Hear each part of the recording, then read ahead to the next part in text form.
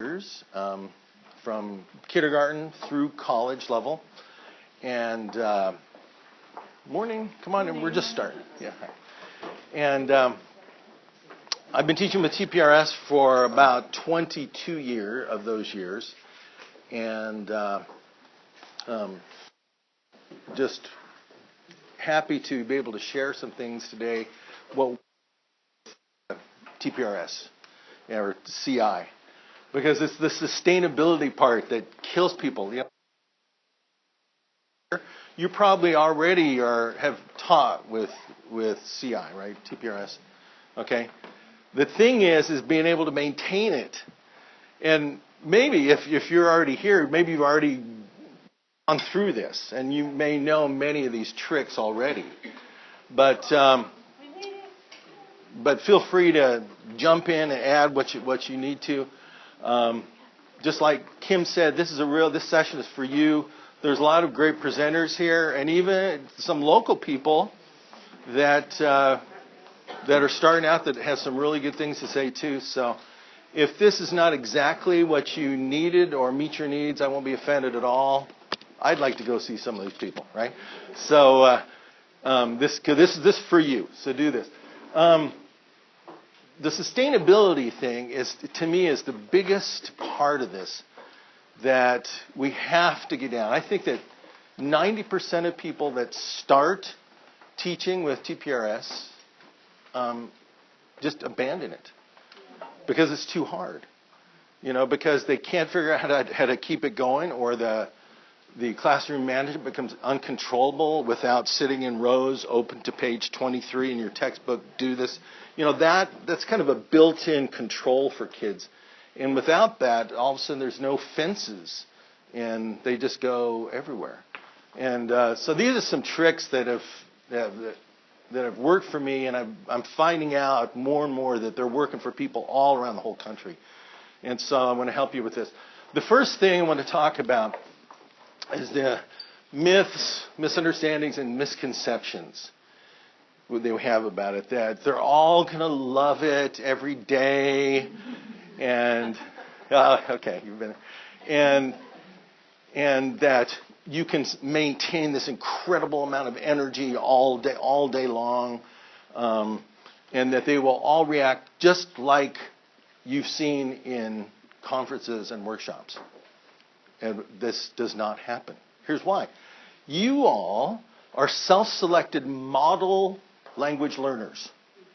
You already are. Your students, 95% of your students are not like you. You are abnormal. Okay? Your kids are not going to be like this. You are here voluntarily in the summer, right after the last day of school. I can't. We've been out since Memorial Day, but my goodness, some people. Kim said she got out Thursday. Who got out on Thursday? Oh, and you're here. I was like in a coma after my last day of school. I cannot believe it. You are model learners. You pick up language quickly. You're excited about it. You paid to come here, for crying out loud. Your students are the exact opposite of that. They don't pick it up nearly as fast, and they're not enthusiastic. They're not good language learners, most of them. And so, we good? We're good. Okay. Be sure you have a green light. Yeah, okay. So that it's a myth that it's going to look just like the conferences or workshops you've been to. And we just figured you would know. When I was first starting off teaching, I would see someone like Jason Fritz presenting. And it's like just this manic stuff going all day. And I'm like, I don't think I can do that. I don't think that's possible for a person. And when you talk to them later, they go, well, we just figured you would know that you don't do this all day, every day. And I'm like, really? Because I would try to do that, and I couldn't. And here's a little secret that I found out, too. I was at a conference about 15 years ago, and there were some really well-known national speakers at this. And they were presenting, how to teach Mandarin, how to teach French.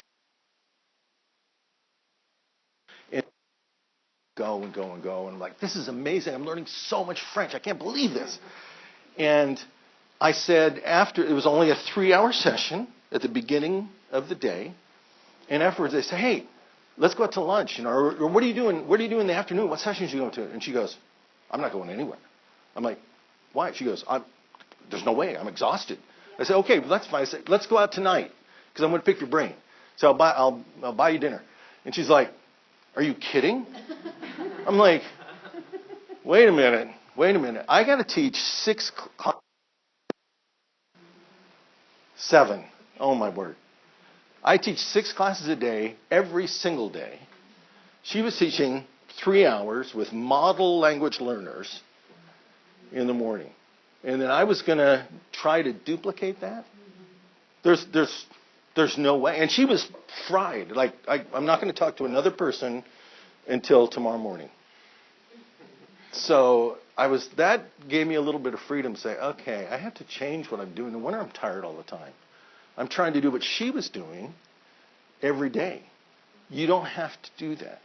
And I think most presenters know that, but we just don't tell you. This is the secret, okay? All right? We just figured you would know that it doesn't look like this in a regular class. 20 minutes in a presentation is like a week in your class. All right? So just slow way down. You don't have to be manic and just unless you can pull that off. But I cannot pull that off, or I'm just dying, okay? Because you just forget I'm exhausted, and the grind just wears you down into powder. And the advantage you do have is you have time, though, on your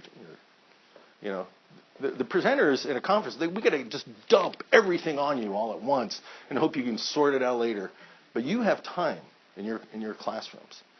You can figure out how to do this. You can experiment, see what works best with your kids and what works with your personality. These are some things that have really worked for me to keep me going over the years, and being able to do this consistently.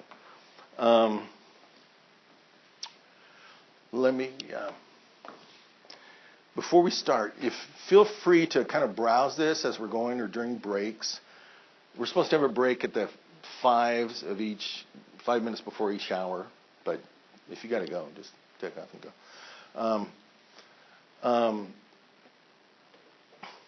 Feel free to browse this, brycehedstrom.com. The Wi-Fi is free here. It's the only one that'll show up when you do your search, and it's no password or anything. It's real easy to get on. And it's the free stuff page. There's lots and lots of support for everything I need to be talking about here. So, I want you to talk to somebody next to you real quick and say, you have a new teacher. She's all excited at the beginning of the year. And what are some of the best strategies you would tell her to teach, to maintain, so she can look like this at the end of the year? Just get together with it. You know how to look like right. All right, get together with 2 or 3 people and talk. We'll break out. Yeah.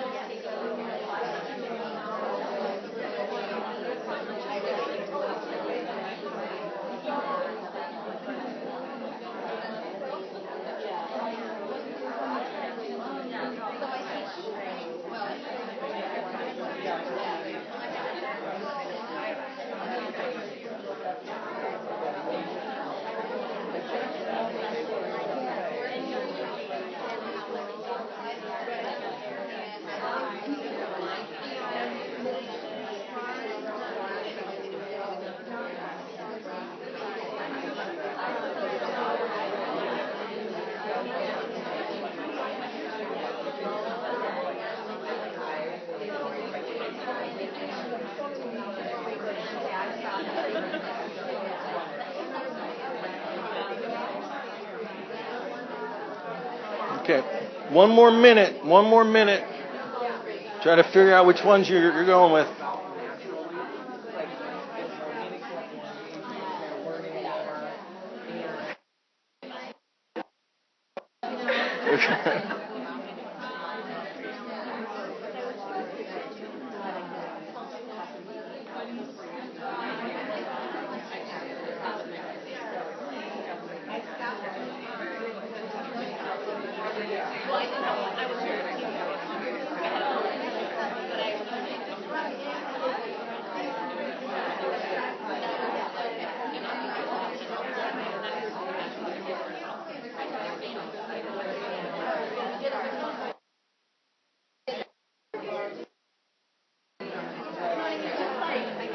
Okay, good.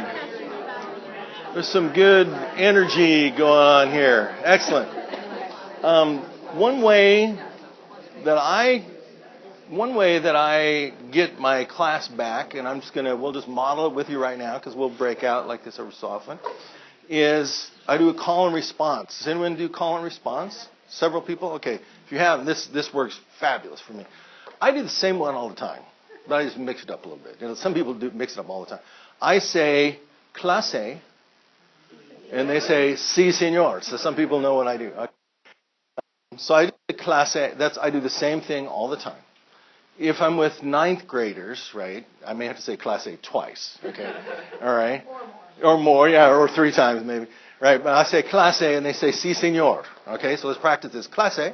Si, señor. And this is exactly what I would do in my class. I'd say, okay, now turn to each other and pretend like you're talking. Just say blah, blah, blah.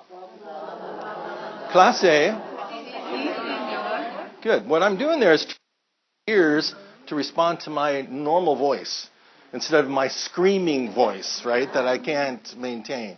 I can't do that all day long. So I just say clase. And so it's starting to embed my voice into their brain when they do that. What if I said clase, clase? Yeah. What if I said clase? Right. Clase. Bien, perfecto. Okay. So that's how so some strategies that your group came up with to tell this poor soul. See? So I told my newer teachers to have a list of the high-frequency verbs and words, question words in particular. Yes. So that they're always in a central location where the students can see it every time they're circling or doing things. That way they don't have to reinvent the wheel and always write new things. Yes. And they can always go back and reference them and the students can see them. Yeah, high frequency words and question words. That's good. High frequency words, they will start picking up, but you have to kind of review those all the time at every level. You bet. And the question words, those are late acquired. Even though that's kind of weird, even though we use them all the time, they're actually late acquired things. And so just keep them. What's else? Yes? As Bryce and I have already talked, I teach a methods class at the university, and I always tell my students that I think one of the single most important things to tell a new or beginning teacher or remind other teachers is what I call the KISS principle, not K-I-S-S, but K-Y-S. Know your students. Oh, yeah. Wow. The more you know and build relationships, any discipline problems you have just almost disappear. And Yeah. you are that is interview in the target language, and you get to know them, and you build these classroom relationships, and they're learning language at the same time. But I think this principle, however you do it, and Slavic has some great things that he does at the beginning of his classes too. That's so important to build the foundation for your student success. Absolutely. I love the simple mnemonic and how it's slightly different than our normal keep it simple, sweetie. Yeah. If I could just add, one of the things that I totally struggle with is that I will have something that is just, it's awesome and we create this sense of community and it's so beautiful and wonderful, and then it'll just fall like flat on its face with this other group. And like to not be like, okay, there's something wrong with you guys, or like why can't you be enthusiastic? Why can't you be like them? You know, like, I don't like say that necessarily out loud, but I feel like, you know, like, you're just like, okay, if you guys would just try this, we could have some fun, and everybody pukes about this, but I think just like knowing and celebrating like your students for like what, like, keep digging and trying to find what. Yeah. And don't take it personal. Like Yeah. sometimes I have teachers Yeah. who want it to work for every class, and if it doesn't, you're like, what did I do wrong? You know, like, Right. that's different. And sometimes it's really easy, like this last year with my first hour where I literally had 8 kids that had probably 15 parties, like one semester. And it didn't matter, and I looked at their attendance, it didn't matter what class it was. It was like they literally, and they I heard them talking, because we did have those conversations, and they had like 2 hours of sleep, or 1 hour of sleep, Yeah. or whatever. So I mean, it is, like, you do what you can, but Yes, I love that. I like that. Don't take it personally, and it sounds like you're saying don't blame the students. Is that more or less? Yeah. I write these satire pieces as fake news sometimes. You seen this? I love the responses when people are like, Yeah. is this a joke? Question mark. Like, did Yeah. you read the article? Oh yeah, there's one. Yeah, they're like, I can't believe that, and they're like outraged, you know. They're supposed to, but I did one about that all the teachers in the school district are totally upset because like they're saying every single one of the kids in this district are lazy or stupid or both, you know. And we can no longer do that. But what's another couple? Anything different? Yes. I also, Oh. this is more of a personal thing that I had to learn. And it was weird because I've been teaching for 9 years and I figured, like, I just figured it out this year, that, like, everyone says, like, know your norms and introduce them at the beginning of the year, but then we tend to go away after, like, the first week. We tend to forget that we have norms. Yeah. And so one thing I did was I took Tina Hargaden's and Ben Slavick's book, and they have like 5 or 6 rules about listen to understand. When one person talks, the rest listen. And I just wrote them on the board, and they were on the board for the entire school year instead of and then forgetting about them. Yeah. And every time I need to reinforce a norm, I just stop talking and I walk over to the norm I need to enforce consistently. So I told my new teachers, like, put them there, stop talking, and walk over to them, because that's more powerful than, like, trying to get the kids to be quiet using your voice. Yeah. Absolutely. Yeah. Silence is powerful. Or, you know, with your laser, you know, sometimes I just go, am I hitting it? You know? Oh, there it is. Yeah. So, absolutely. Yeah, keep them on the board. Did you have one, Kathy? A strategy for new teachers especially to help alleviate that stress and that overwhelming and tiredness, doing some activities like volleyball reading or other reading activities, but especially like volleyball reading that's very low prep for the teacher. You just take a story that you, or a text that you are somewhat familiar with, and you just let the kids read it, and you can very easily walk around, planning to pay attention and listen to them or not. Yeah. Yes. Yeah, reading has saved my career, my feet, my back, my voice. You just let them read. Do consistent, free voluntary reading every day. That's the expectation. I read while they're reading. We're going to talk about a lot of these strategies already. So many of you know many of the things we're going to talk about. Maybe we'll have a little different twist on some of these and just ways to make it slightly more effective for you if you've already heard some of this stuff. Is there any others before we go on? Feel free to throw them in later. Yeah. It's been really helpful for us to establish routines. We have lots of input embedded in the routines, and there's enough sort of variability in the content that is interesting, but the routines are predictable, and that helps them. Yes. Like, here's the way it's going to go. Yeah. Predictable routines. Yeah. Absolutely. Yeah. I'm going to touch on all of these elements of them, and many of these are I've elaborated on hugely on my website. So So we're on the same page with many of these things here.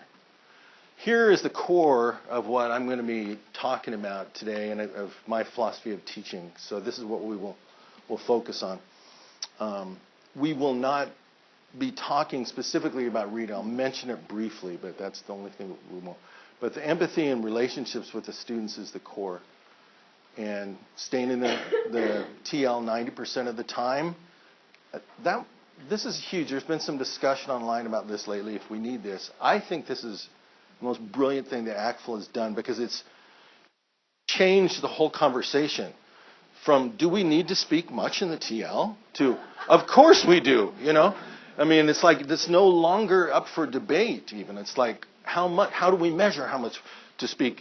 How do we know if we're doing 90%? It's shifted the whole thing. This is, I don't know if they had like professional help with this or not, but that's a brilliant piece of persuasion right there. This subconscious thing, it just changed. I don't need to speak in the target language that much, you know, to, of course I do. Of course we do. And it's like we no longer even discuss if we should. That was brilliant. I love when ACTFL did that a few years ago. So student engagement will be another piece. Varied literacy strategies. Differentiating your instruction and the way you check for understanding. And just going for proficiency in the language. That's what we're all about with CI. And then sustainable class.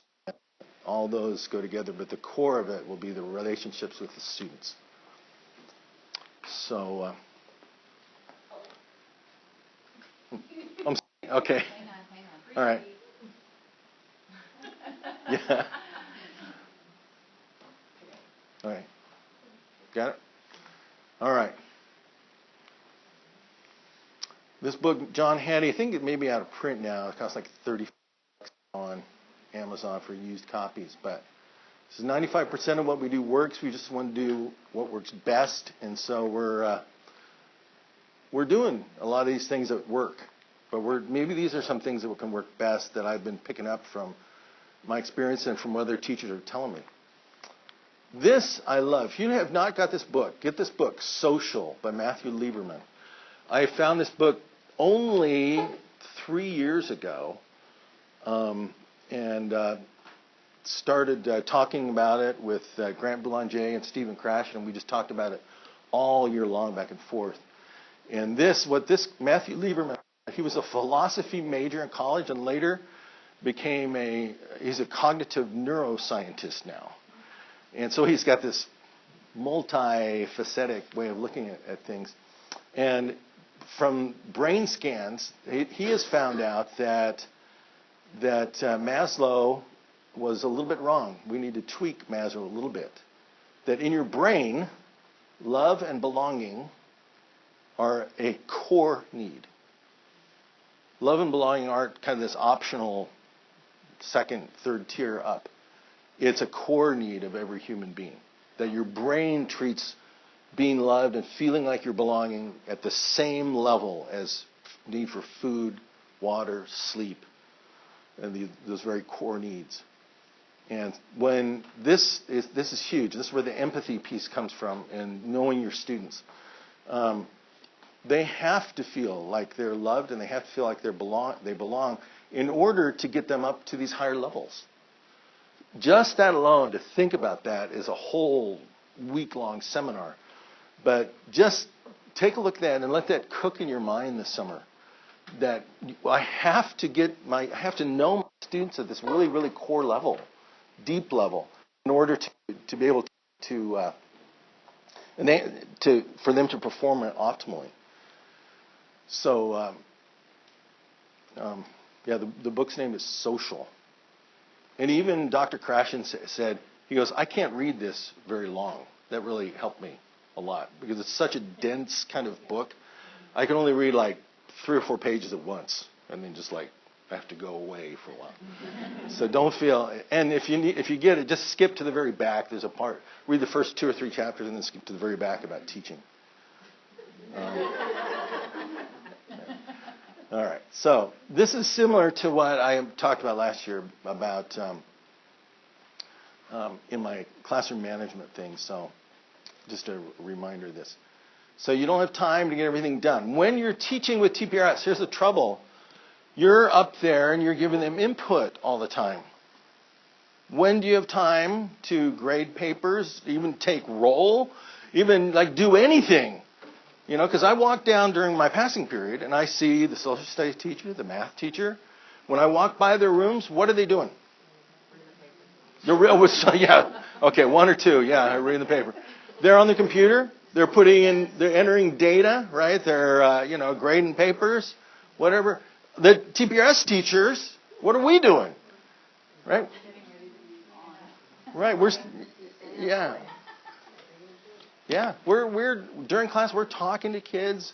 We're working, we're maybe on our feet. If not, we're sitting and modeling, reading in front of them. We can't. I mean, you just cannot get everything done. So classroom jobs are super helpful. We'll talk about those in a minute. But here is a nice one that people like, they can't believe it. The Supreme Court has helped us with this. The Supreme Court voted 9-0. They hardly ever vote 9-0, by the way, right? If you haven't noticed. They voted 9-0 it's called the Muskogee case in 2002. They said it is perfectly okay for students to see one another's work. In fact, it's recommended. They did an amicus brief, and several of the justices teach college classes during their breaks, and they said it's not only permissible, it's a good idea. It enforces learning. Students can trade papers. It's not against the law. It's not invading their privacy. And so, if parents complain, hey, that's invasion of privacy, I'm like, who am I to complain with the Supreme Court? Take it to the Supreme Court. So I have students trade papers with one another. Is that before they have a grade on them? Is that like FERPA? It's the Supreme Court ruled on it. They can grade one another's papers even. They can see one another's grades on the papers. It's okay to see one another's papers. Okay? And I know there's sensitivity around this, but if they already ruled on it, we're going to stay with what they ruled. Okay? Yeah, do. Yeah. Yeah. Put it on my wall. Yeah. Seriously. On my website, I have a poster-sized thing that I've put on a bulletin board before. So just go on my website and you can print that out. Okay. Because I know there's people, we can't let them see. Well, but you just have to have ammunition if parents complain, of course. In my room, if I was like this, I would say we did a little quiz. I would say, everyone on this side, pass your papers to Louisa. Everyone on this side, pass your papers to Kathy. All right?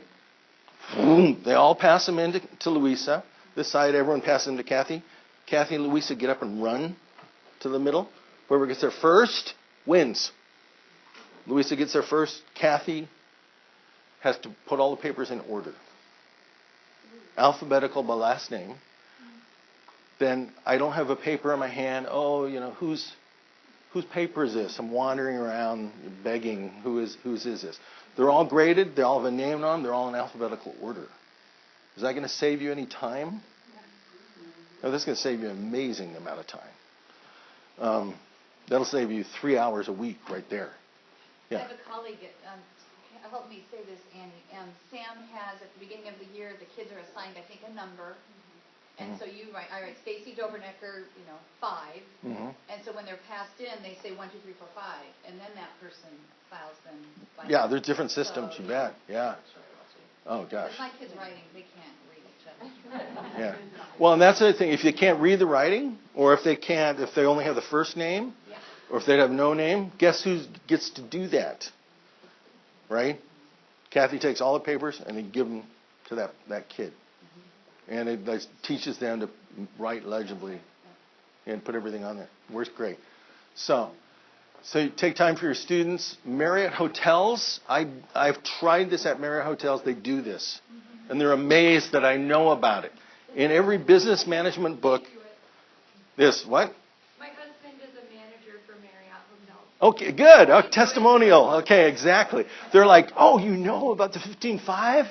You know, like some secret. But business management books do this.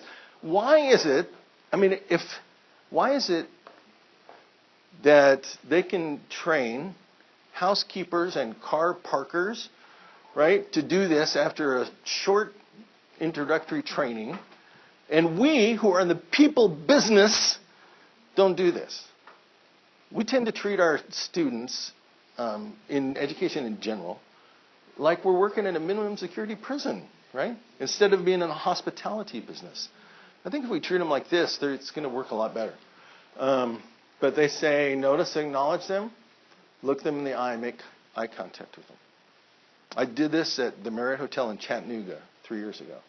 I purposely sat there in the morning, like at 5 in the morning. I'm an early riser. And I sat there at 5 in the morning, and just as they were coming in, and just like, I couldn't get anything done. Hello, sir. How are you doing, sir? Good morning, sir. Hope you're having a good stay, sir. You know, just constantly talking, engaging me. So,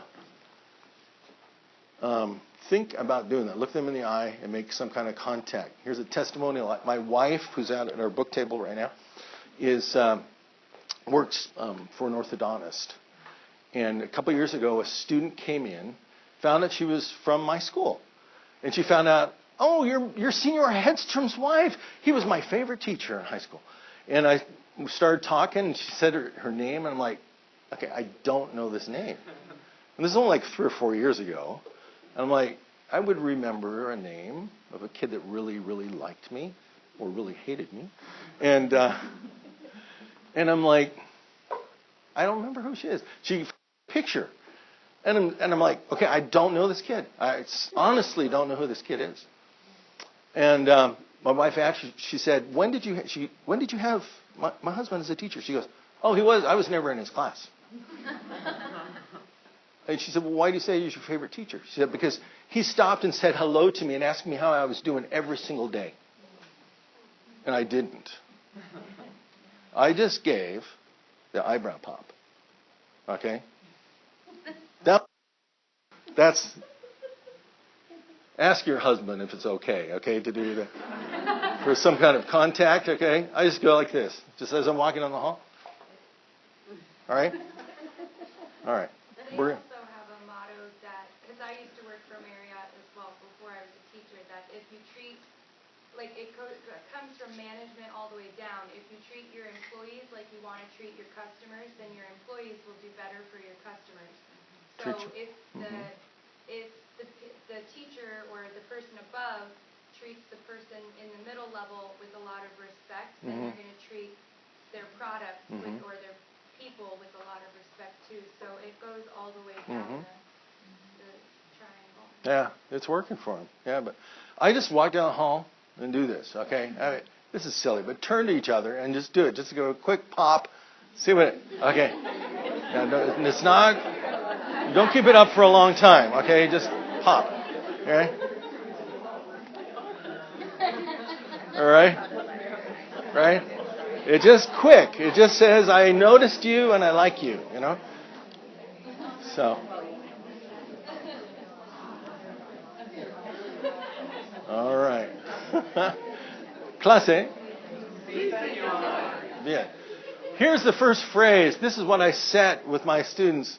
I say, lo siento is the very first word they learn. That is because that I think is most important. I'm sorry is what we learn. I later found out, and I've been doing this for years and years, because it just shows we're all going to make mistakes, and you can be forgiven for your mistakes in my class. You know, and I'm not like I'm watching you. You know, I mean, it's like, okay, that's cool. And we're all going to mess up, including me. I say this if I arrive late to class, if I'm out in the hall or something. And it's sort of like this ho'oponopono, this ancient Hawaiian reconciliation rite that they says, I'm sorry, please forgive me, thank you, I love you. Apparently if you're stuck on an island and can't get off, it's important to get along with people, right? So we're stuck in our classrooms. with students, right? So there's some beautiful teaching about this. I say all these to my students during the year. And it works like a charm. It works just like a charm, but this is the ground, how this works right here. Here's the most important word is todavía. I got this from the book Mindset by Carol Dweck. Yet. I'm not good at Spanish. Yet. Yeah. I can't do this. Yet. I can't even read Chinese. Yet. Okay, so here's our call and responses. I say clase, sí, señor. And we don't say it loud, so we've modeled this already. You can train them to listen for your voice. You can absolutely train them to do this. So, I do a call and response at the end of class also. I say clase. And I say gracias por aprender. And when my students did that at the end of the year, this year, whoo, that was big because I retired this year. So, oh man, that was. You say that at the end of class. I say that at the end of every class. And sometimes it's right at the bell. Sometimes it's slightly after the bell. They can't get up. They can't get their backpacks. They can't put stuff away until then. Sometimes it's 15, 30 seconds, a minute before the bell rings. I just vary it. And they're like, first couple times they're like, what? I'm like, I said, ciao. I said, adios. And I let them go. And just to reinforce that some teachers do this and they always do it after the bell. I think that's ineffective. Don't do that. It's like a power play. It's like, I'm in control here, you little knuckleheads. I wouldn't do it that way. And I would practice all of these things if it's sloppy or slow on this stuff. We practice it over and over again. And I don't know where I got, this is sort of a oriental kind of thing to do, but I actually bow to them. I say, gracias por aprender each time. And it just shows my respect for them and their respect for me back. And it reminds us what we're all doing. This is a wonderful thing. This or something like this. I really suggest you do that. But a lot of teachers say this, and I will use these also for passwords coming in. These are all in Spanish ones. Clase, se puede, sí se puede. El burro sabe más que tú.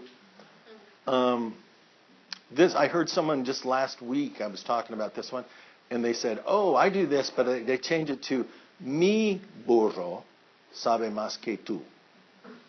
So it has all of the vowels in it. I'm like, oh, that's brilliant. The el burro sabe más que tú, that's what I've always heard Mexican teachers say. But I like that, to get all the vowels in it. So that's a cool one. You can even do call and response with this, say la cucaracha, no puede caminar. Right, and have them sing it back to you, right? And this one, I like doing this on Mondays to wake them up. We'll say, and you can do it in any language, right? But I just have it in Spanish. Buenos días. ¿Cómo estás? Muy bien, gracias. Y usted. So you can do that. You have little kid kindergartners can greet someone perfectly after singing this a couple times. You can do cultural sayings.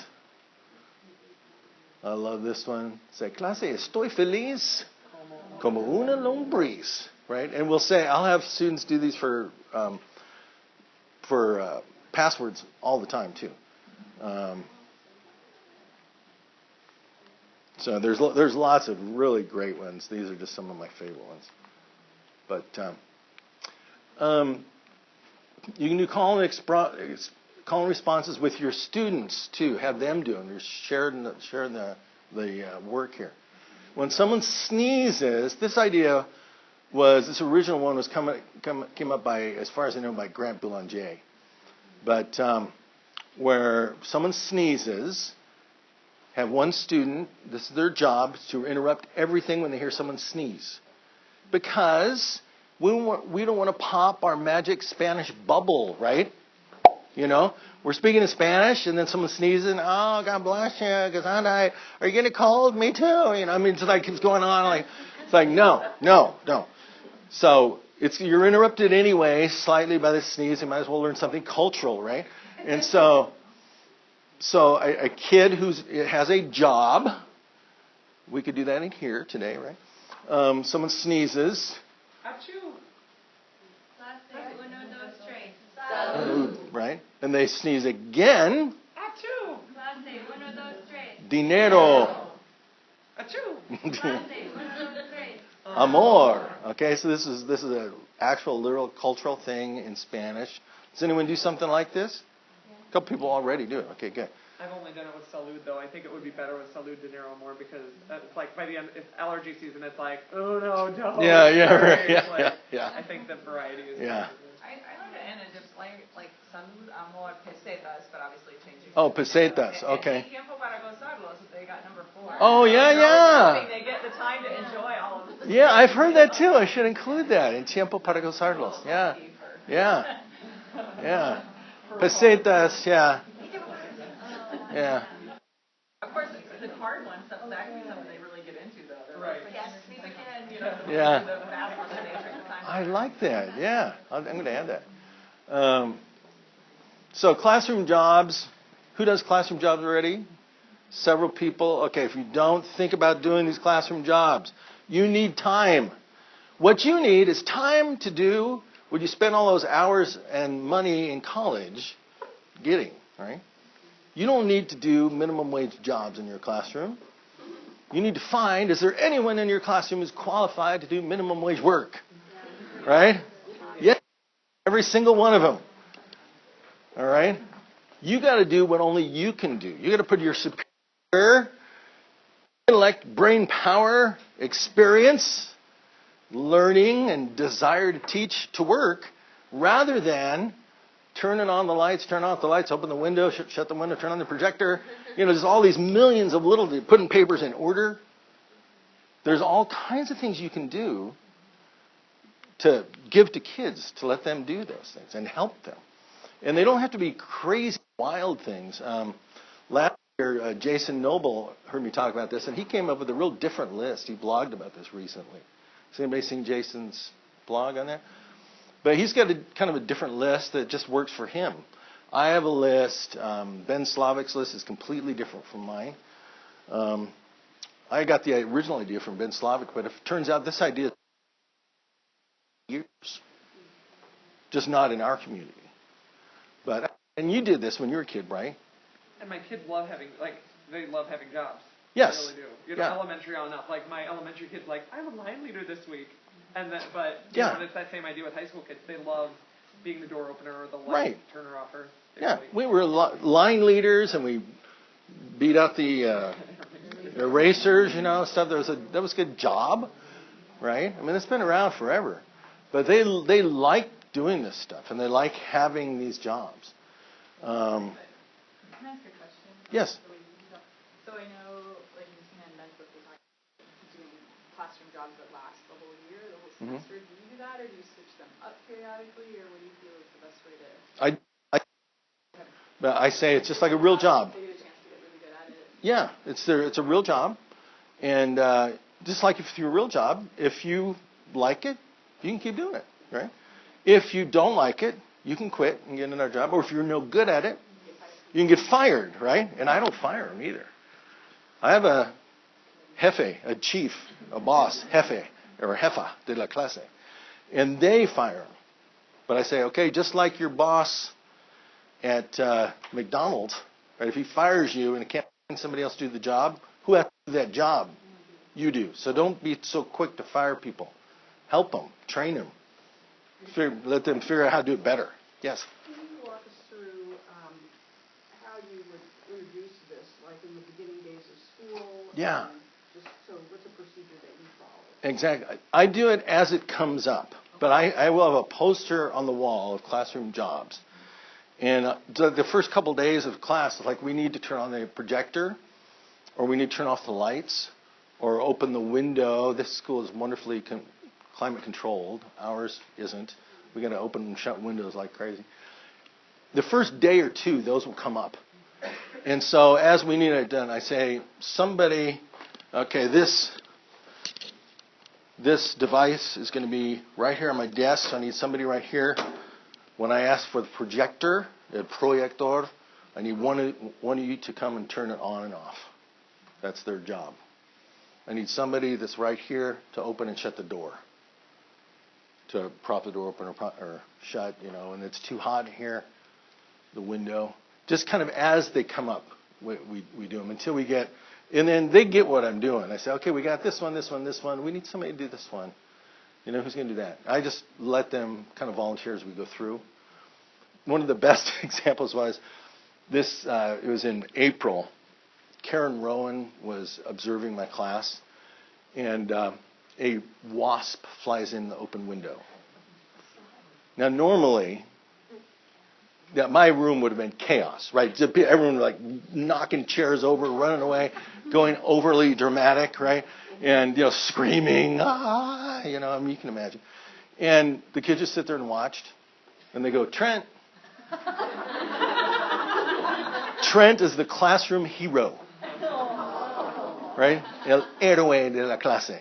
And he just gets up, goes to get the fly swatter, goes up, poof, kills the wasp, gets a piece of Kleenex, takes it, and throws it away, and sits down. I didn't even quit. I didn't quit. I'm just going. Trent does his job. Everyone's calm. It worked perfect. But it's like if we have a problem that only a hero can manage, Trent's our guy. And then that's really a coveted job. It's like if we can't reach something, or we can't figure out how to get the screen back up, or any crazy thing. He's going to help us. We know we got a backup. And that has just kind of evolved in my classroom. I don't know. So, my question is about jobs, but how, if you have students that don't, like a class that just won't volunteer. So this past year I tried to start using jobs, and I ended up maybe only having 2 by the end of the year. Oh, yeah. I asked for volunteers, and it was crickets. And it tended to be my upper level students, not my lower level. They all just looked at each other.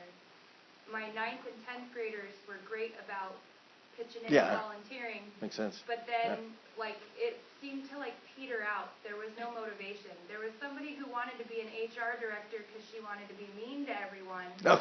But, she didn't even enforce her own job either. So how do you, besides... I understand the abstract idea of fostering community and fostering jobs, but the nitty-gritty, when you can't get people to do jobs, or nobody will volunteer to do it, right? And then you assign it, and they still don't want to do it because now it's an assignment instead of a volunteer thing. Right. I ask them to do it. I say, would you do it? Say, we need somebody to open the door. Megan, will you open the door? Thank you. It's like... If you just ask them, usually they'll do it. Mm-hmm. Instead of just waiting for them to volunteer, just be a little bit more active with it, I think. Do you have a comment or a solution on this? I had my first year at a small school. Kids were not willing to take those risks to be the one that stands up to go do something. And so just like at a job, when you're struggling with understanding what to do or you don't want to do it, I pulled kids in and coached them on it. Mm. And said, and really praised them, you know how crazy my brain is. I need you to help keep me on track. Mm. So it's kind of a personal favor, and that only works with kids who like you. Right. But don't pull that with kids who don't. But I'm I really could use your help, and I see that you come to school every day, and you have your binders, and they're color coordinated, and you have labels, and that makes my heart so happy. And I love that you can do that. Please do that for this. And then I push them a stack of papers. They're like, oh, I got this. When you're you have a skill. I want you to do that one skill. I don't want you to worry about doing it and thinking, everybody's staring at me. So I'm and I promise you're not the only one with the job. we all have roles. You're really awesome at this, so help a sister out. And they're like, I got you. Yes. Yeah. And then every once in a while when they start autopiloting, it's kind of, like training a puppy. You give them little pieces of candy, and then it becomes more intermittent, and then the gold stickers, and then the high fives, and then pretty soon they're on autopilot. And when you randomly give them those candies, they're like, what's that for? Yeah. Yeah. Yeah, I like that. So train them, and then ask them to do it. Ask them for help. Absolutely. I don't like paying. I heard someone say paying them for the job. I'm not totally convinced on that. I mean, maybe I can be convinced, but I think if I pay them, it signals this is not really worth doing on its own. Like, this is worth doing on its own because it's going to help us all out. It's worth, and it's almost like teaching. Like, I'd almost teach for free if I could figure out how to do it, right? It's that kind of thing. It's like, this is worth doing, and it makes me feel good, and it's helpful to people. So why wouldn't I do this? But if paying them works for you, then do it. But yeah. I've also noticed sometimes if you have like a high energy kid who you kind of have a hard time keeping in. Yeah. The one, maybe they're far away from the lights, and you have them be that light. Exactly. I do the exact same thing. Or yeah. Something where they get to use that energy. Yeah, the squirreliest little small high energy 9th grade boy that I got that would be sitting like right there or right there, I would tell him he would be the door person. And I'd say, it's getting dude. I would tell him, I would have them open and shut that door 3 or 4 times per day, So he's up and running around because he's going to get up and run around and cause a scene anyway. So we're going to direct his energy and have it help us. And so, yes, absolutely. Yeah, I do the stuff where they have to get up and move and do things to help you with that. So I have a list of classroom jobs. This is my list. It's on my website. But this know everybody's job and know who's doing it. And but this is interesting. Is that what you post in your room? I post that in my room. Yeah. And we have a machine at our school that can take an 8x10 and blow it up to poster size. So that's nice. Otherwise, you can write it out by hand or go to Kinko's. It felt like in my class, some of the jobs had multiple people assigned to them. We had some issues with transitions and getting our stuff on time, so we had a Capitan de Carpetas, and they would go and get all of the folders for their section. And those seemed to stick more because they had equal responsibility. I just had trouble with some of the daily ones. Yeah. Yeah, it's the HR director. I should have probably fired her. You should, yeah. That's the only one that. Yeah. Yeah, exactly. So a lot of these are fun. What's the scapegoat? The scapegoat. I was going to explain that. I forget who came up with this. It's on my website, that person's name. If you know, let me know. But I have it on my website, in the description of each of these jobs is on there. Yes? I'm trying to find. I found the link for the PDF, but it says it can't find it. Like it's broken, so I don't know. Did you go through my website? Huh. Yeah, I clicked on there was an article about it, and then there was a link at the bottom, but it wasn't hyperlinked, it wasn't active, and so I copied and pasted it, and I can't find it. So I don't, maybe I'm just. If you go to the free stuff and then costume Under free stuff. Okay, I just looked at the search. The PDF will pull up. That's probably because I've had different versions of it, and I've gotten rid of the old ones. Maybe you have a link to the old one. Yeah, it's on the free stuff. The scapegoat is got to have the right kid for this. You blame them for everything goes wrong in the class. And it's a kid, maybe it's a kid that needs a lot of attention, And it's like, thanks a lot, Nikki, muchas gracias, Nikki, and they learn, it's not my fault. I didn't do it. Don't blame me. They learn all these expressions in the TL, but it's just so fun. Whenever it's always Nikki's fault. So I don't know how it happened. Nikki, and it's just, it's really fun to get a kid, especially if a kid you feel like they need some attention. But they have to have kind of a decent self-image because we're going to be blaming them for everything. So when would you use it? Like if somebody tips over their water cup Yes. and it spills, or Yeah, they spill their water, they forget their homework, they don't have a pencil, anything, Yeah. Anything that goes wrong in the classroom. Yeah, fire drill. Yeah, exactly, fire drill. Yeah, it's like, great, Nikki, thanks a lot. Yeah, but those are huge fun. The snack recruiter or reminder, that's always a fun one. They can bring snacks when we do kindergarten reading day.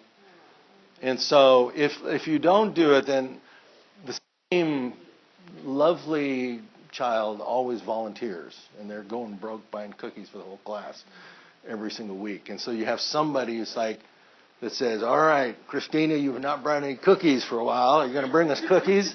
Yes, so I don't have to do it. You have a kid that does it. That works out good. Yes? I see that I've noticed throughout your presentation, you've got page numbers up in the corner. Where is... There's a book that I'm working on with this. So. Did he mention a title? I didn't know. It's not available right now, but yeah, thank you. Yeah. Not yet. No todavía. We're supposed to take a break at the 5 minutes before. They only give us 5-minute breaks. Gee whiz. Yeah, I know. Okay, so let's take a break. We're 2 minutes late, so we'll start 2 minutes after 10, I guess.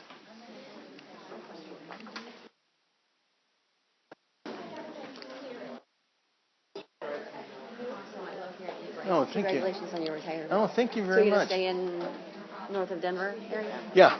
And just travel? Travel and write more. I'm working on a novel Yeah.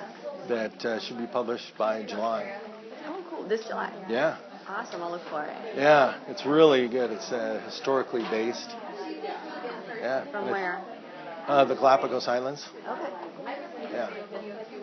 I think there's a real treasure there. Yeah. I honestly do. Yeah. Do you need volume and all? Because I can get rid of the static, I think. Oh, You don't need volume. I don't need I don't have anything else. You want me to unplug this so the static is gone? Or are you fine with the static? No, go ahead and get rid of it. I thought that was kind of a feature of what's happening. Hi. Thank you so much for coming. Yeah. Victoria, where are you from? Toledo. Toledo, Iowa. Yes. Okay. Tama. Yeah. It's like 45 minutes, but Okay. whichever way is east. Could I get you to use a different marker? A what? A different marker? Yeah. You can't see this mark? You can't see that color? I'm not super amazingly from back there. I can still see it enough, Yeah. but I don't know if there's age or what, but like, You bet. it's a little challenging. Yeah, absolutely. But it wasn't like bad enough. Okay. Because I didn't even know if there was a functioning Yeah, marker that is kind of a low You need one. I High. probably have one in my car. low contrast. Yeah, really, like we all do. I should Right. just throw that one out. Yeah. So I just wanted to mention Thank that you. to Yeah, I'll Yep, put no this over problem. here so nobody uses it. Yeah. Oh, and I haven't officially read it yet, but I bought Social based on like what you presented about last year. So Oh, yeah. it's in my stack of. I hear you. I got a giant stack too to go through. Start to read it, and let me know. What you think about it, because it's life changing. Yeah. Yeah, completely. it's totally. When I think about my classroom, just from Yeah. what you said about it last year, it totally makes sense. Yeah. Completely makes sense, right? Good. I'm not letting my feet do the talking. There's just another one I really want to see. I understand. Coming back. I understand. Yeah. Yeah. But you're Yeah. just always so engaging. I was like, God, I just want to go. I just always know it'll be a home run when I come to your Yeah. session. Okay. So All I'll be right. back. Okay. Full today. All right.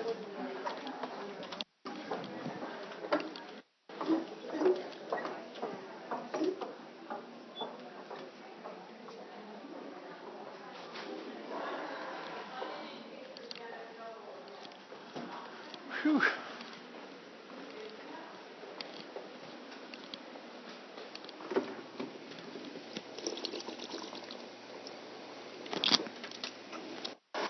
It's like you're meeting all these people whose blogs. Yeah. Yeah, I was just my friend about all your satirical articles. Oh, yeah. Oh my I God. love writing those. Spanish teacher dares to speak Spanish in class. Yeah, exactly. Has been found Reading books. I love doing those. I just, I find something that somebody says, like I had this colleague who wanted to 90, and so I wrote this article. I did a funny one about that too. Yeah, it was funny. Yeah. All right. Well, I'll be in cool. there next. Okay. All right. See you. Thank you. Yeah.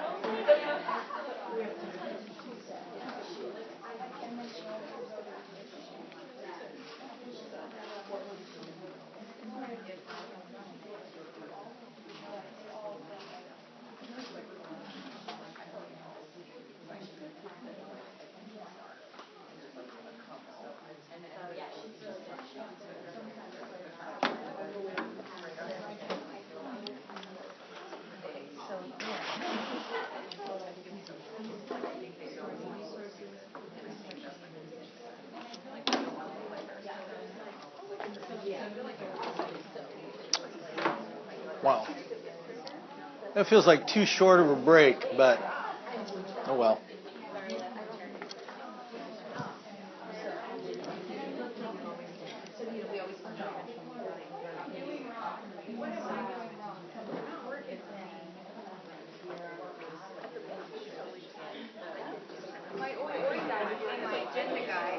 Sorry, we're having really good discussion. He wanted to What perfect you've his been check talking mark. about, so Oh. now we forgot to go to the bathroom. Oh, I see. Okay, yeah. Well, that's good. We want you to discuss stuff. Yeah, you bet.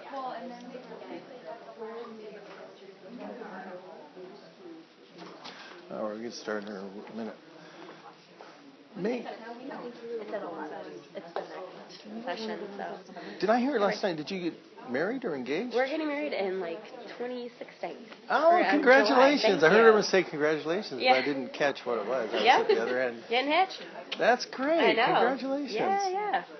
And how good sport of your fiance to I come. know, I asked him if he wanted to come. Yeah. I was like, it's going to be like a lot of language talk. And he's Yeah. used to this because I Yeah. talk a lot about school. And it's Yeah. not, he's an actuary. So it's like, as far away. Has no connection. No. Yeah. Yep. He goes to work and he does some managing, so he does work with people, but it's like, he's the stories I tell him, and he's just like, you should just say this. I'm like, I would just have a job Yeah. here if I did things like that. Yeah. So, Good. Congratulations. It was fun. It was That's fun to good. have him there. Yeah. Okay, I guess we'll start. Hi. Got here just in time. Yeah. All right. Clase. Muy bien. All right. So, you're picking that up. I want to do a little bit more about classroom management here. This is my very, very best idea I've ever found. This is based on the TED Talk by Taylor Molly called What a Teacher Makes. It's one of the top TED Talks of all time. Anyone know what I'm talking about? A couple people? Yeah, he says, his end, what does a teacher make? He goes, I make a difference. That's what I make, And it's really good. In his TED Talk, he talks about calling home during dinner time and to give a compliment to the parents and when they're dreading it. And I'm like, oh, man, I could use that. That's catching them being good. So I turn this into what I call super points, super puntos in my class. And it's anything that impresses you. It doesn't have to be language related. But it's not just high academic stuff. Just courage, kindness, creativity, brilliance. And to transmit your values to your students to create this community. I give them out like candy at the very beginning of the year. They get, and again, I don't I'm trying to work less, not more. I don't have a spreadsheet and write them all down and when they did it and how many they have and stuff. They keep track of them. So give me your notebook or whatever, and put the date, right? And I'll just initial it. When you get 5, let me know. And for 5 super puntos, you get a phone call home. And kids are like, that's the worst reward ever, you know. And I say, no, it's not. Because you tell me what to say. It's got to be the truth. What day I should call, what time I should call, and who I should talk to. And I'll embellish it. I'll sell it. I'll make your parents proud of you. So you know that I can BS, right? That's my job, okay? I can talk. And so, I'm going to make you look great. And I'll say some of the things you did in class or whatever, and I'm going to make you look good. And at the end of it, I say, thanks for raising a kid like this. We need more parents like you. Click, right? Do you think that parent will help me? Will stand behind me when I have an issue with this kid? Do you think the kid will be my advocate? He wants to go to a concert, right? Or she wants to go spend the night with some friends someplace, right? They're going to get what they want. They know how to manipulate their parents too. The kid's going to be your friend forever, and the parent especially is. The parent will back you forever. Because they'll say, well, a lot of teachers in that school don't understand me or my kids, but that Spanish teacher sure does. He knows that I'm great, because he said I'm a great parent. They love hearing that. So I give them for anything. One of my favorite ones was I have 2 actual favorite ones. It happened in the same year, a couple of years ago. One kid was late all the time, and it was right after lunch. He comes in and he goes, lo siento. He said, no tengo la culpa. I'm sorry, it's not my fault. And then he's like in Spanish, he goes, había un perro. Like it sounded like it's the start of a story, right? There was a dog, había un perro en la calle. El perro no tenía casa.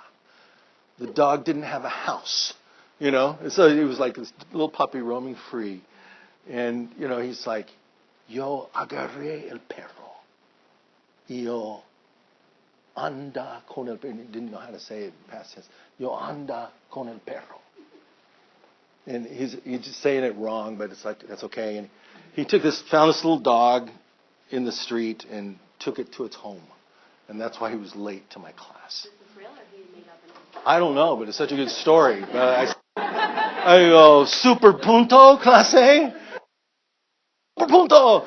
And, so I'm always doing that. I let them just shout out super punto. And they say, yeah, si, super punto. And we write it down. Another girl was late all the time in a different class. And towards the end of the year, she came and she brought me a cake. And it said, sorry for being late to your class all the time. She was late the day she brought that. But I go, super punto, clase? Because it was extra courteous, extra nice to acknowledge it. And we're like, yeah. And so we all like cake. But the only thing they can spend the points on is a phone call home. That's it. But that is valuable. See, what is that's doing is leveraging. We always think, oh, we don't have any voice. We're powerless, teachers. We're not. You still have a certain standing in people's eyes. Teachers are one of the groups that people trust more than almost any other profession. And we still have a certain standing. We can use that. We can use your credibility in the community to make your kids look good and make parents feel good about themselves. That's really, really worth something. A lot. So that's the only thing I give the super puntos for. Yes? I'm just curious. In the years that you've been teaching, when did you start doing this, and what kind of difference did you notice in your classroom atmosphere or relationship? Yeah, it's good. I've been doing it for about 7 years. And it makes a huge difference if I do it right. Every year I don't always do it exactly right. But if I start off at the beginning of the year and just start handing them out, just for anything practically, you want to get it to where somebody gets 5, and hopefully it's the orneriest kid in your class, right? Somebody gets 5, right, within the first month or so. And then you call them and they're like, he actually calls home. My parents love me. My parents think I'm great. I got off of being grounded a week early because of him, And, just you want to make sure the buzz gets around, with some kid that'll talk, I have kids that have got 5 phone calls home during the year, and they time it, for when they need it. And they're doing they do extra nice things for people all the time. Here, let me give you a piece of paper. Let me give you a pen, Here, they open the door, or any little thing. But it's like it's a competition to see who can be good, not who can be bad in your classroom. Because that's always what winds up happening. They get attention for misbehaving, for acting stupid. I hate that one, But it just turns it around. It's just like I've never seen anything like this. Yes? We also, at our school, we have a thing called positive referrals. Oh, okay. That would be similar. Teachers nominate, or they don't nominate, they just write a referral on a kid for doing something positive. And our administrator, he loves pranking the kids and calling them in and pretending like they did something bad. And I love that. Surprising them with a good phone call home and stuff like that. So that could potentially also be not to lead up to the 5 points with a phone call home, but a contact to an administrator also sometimes is really cool too, especially for those kids who keep getting bad referrals from people. Yeah, Getting absolutely. a good one sometimes makes them feel better. Exactly. You just got to catch them being good. Some it's harder with some kids than others, But you bet. I also do these think sheets, and this idea comes from Time to Teach. That's a strategy they use. I have examples of this on my website. And think sheets for really minor disturbances. But the minor things are the things that take up extra time and just drive you crazy. They didn't do just anything. They're speaking in English. They don't have their assignment. They don't have paper and pencil or whatever. Just little tiny things, and we teach them how to do them. This is what I do. At the beginning of the year, and most of these things, the trouble is you have to front-end load this during that honeymoon period, your first week of school. All right? Because after that, they're going to start making their own rules. You got to have them do some rules the first week that you set up when they think you're great and everything is new and fresh. And so you're going to be doing a lot of this just during the first week. But I'll say, okay, right over here is a think sheet. So if this is my room, I'd put it in a folder, standing folder right there on that counter. I say, there's the think sheets. And if I talk to you about a think sheet, I'm going to say, okay, would you go get a think sheet, please? Or I'll just go like this, like that. And then they know they need to go up and get a think sheet and fill it out. And I train them how to do it. And I say, let me show you how not to do it first when I tell you how to do it. You don't stomp over there, and you don't say, okay, where are they? It's so stupid. I hate this. What, are these them? This is like baby stuff. You know that, senor? And I will do all the things I've heard kids say over the years. I'll model it wrong, right? I only do the wrong modeling. And because they don't want to be like me. They want to be like each other. And I'll say, here it is. Here it is, stupid paper. And I'll say, now, will you show us how to do it, please? You're going to go, you've already caused a slight disruption. Don't cause a bigger one, okay? Go get the paper, fill it out, wait till I see it, and then sit back down. It's no big deal. If I ever say it with a mean look on my face, it doesn't count. You don't have to do it.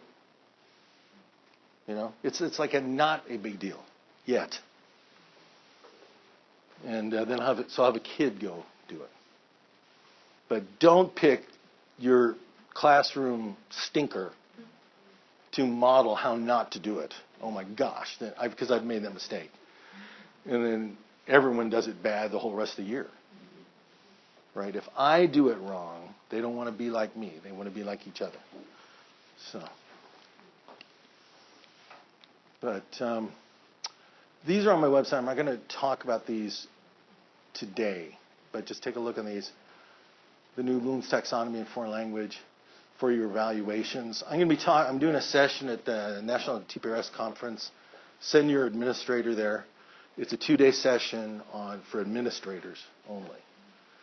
But this can help you a lot. It's on my website. You can do high-level thinking, even in low-level classes, and there's a checklist for observing world language classrooms. People said that really has changed their administrating. Train your administrators on what to look for, because what we do is different. I adapted this from Susan Gross years ago and kind of updated our age, but this. Because I got evaluated as having a lecture style. I'm like, we're co-creating everything we do. And based on their responses, we're changing things, and we're taking their advice, and I'm just restating what they're saying and checking to make sure I'm getting it right. I'm not lecturing, but they can't tell if they don't speak the language. So one addendum I would put on this checklist. Give every observer a checklist in your class. Or give them 2 because they're going to want to keep it for themselves. But give them 1 to fill out. Anyone who comes to observe me, I have them actually fill out a checklist because I want to see if I'm getting better or not. But I also have an interpreter from the classroom sitting by them and telling them every single thing that everyone's saying and why they're saying it, because they don't understand jobs. They don't understand anything. Yes. It is, yeah, on the free stuff page, yes. I often have told beginning teachers that a very important thing is to sit down with your administrator before the start of the school year, if you can, and explain to them why you are making these choices in the classroom. Yes. And in particular, I have known students here in Iowa. We have the Iowa Teaching Standards, and Bloom's Taxonomy is often in there. And if they come in and they hear students giving one-word answers to questions, they'll rate the teacher at a lower level, or maybe a basic level, or maybe even below basic. So I tell them you have to explain to administrators, and maybe give them an example. If they don't know, for example, German, I give them a question in German and ask them to give me an answer, and they're like, well, I can't do that. And it's something that you could give a one-word answer to. And so then they begin to see that a one-word answer or a short answer, something really is not a lower level Bloom's Taxonomy when you're having to recall the target language and vocabulary, understand that question. So I think training administrators, and once you do that, they're like, oh, I get it now, and they're much more understanding when they come into your classroom. Absolutely, that's really valuable. Yeah, be proactive with your administrator. Teach them what you're doing, and you're also teaching them. Well, I always thought of this when I get new administrators, I'm going to train them that when they see me, their life is going to get easier rather than harder. I don't come to them with some complaints, whining, I need this, I need that. No, you can just tell by their body language. When some people walk in, the administrator is just like, oh my gosh, I just got a 6-hour problem just because of seeing this person. And their job is to help us, right? But I try just to make it, whenever he sees me, his life got easier. And I'm going to help him. I'm going to help him make the school run better and make his job way smoother than it was. But that's a good example of it. Just be proactive with what you're doing. You bet. Yes? When you have like an administrator come in for an evaluation or observation, do you have your student interpret for them? Yes. Yeah. And I usually get a really friendly, observant kid, maybe not the top kid in the class, and it's a classroom job to be the interpreter. And some kid that will offer extra information, explain, oh, we're doing this, like someone sneezed, oh, that just happened because that's a job, and we want to stay in the target language, and we want to, that's actually what they say in Spanish, and it's just like they'll just say things like that all the time to them. Do you warn them ahead of time? The student? The administrator. I tell both of them. Yeah, I'll say the administration, a student's going to sit by you and tell you everything that's happening, even if you already speak Spanish. Because there's probably some things going on in here that we all get that you're not, it may be different from other classes. And plus you get a student's eye view on what we're doing. And that really helps them a lot. And when I started doing that, my evaluations went through the roof, like to the distinguished in every category. I had so many extra points, I could have given half my points away and still been distinguished.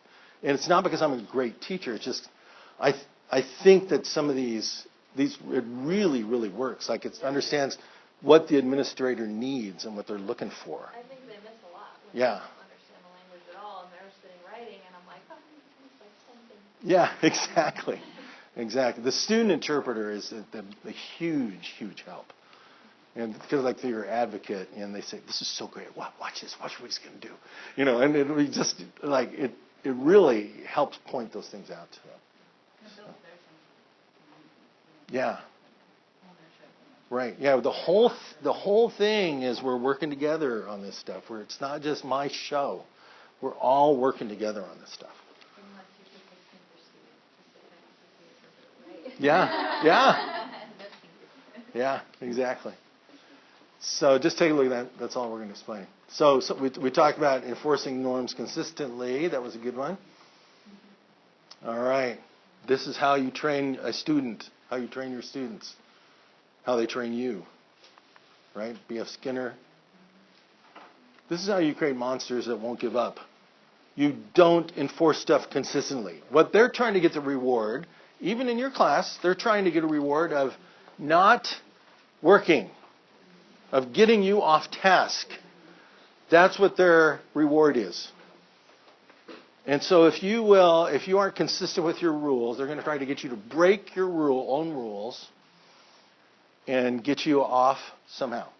And so the cutest, nicest, most friendly kid that you just love, right?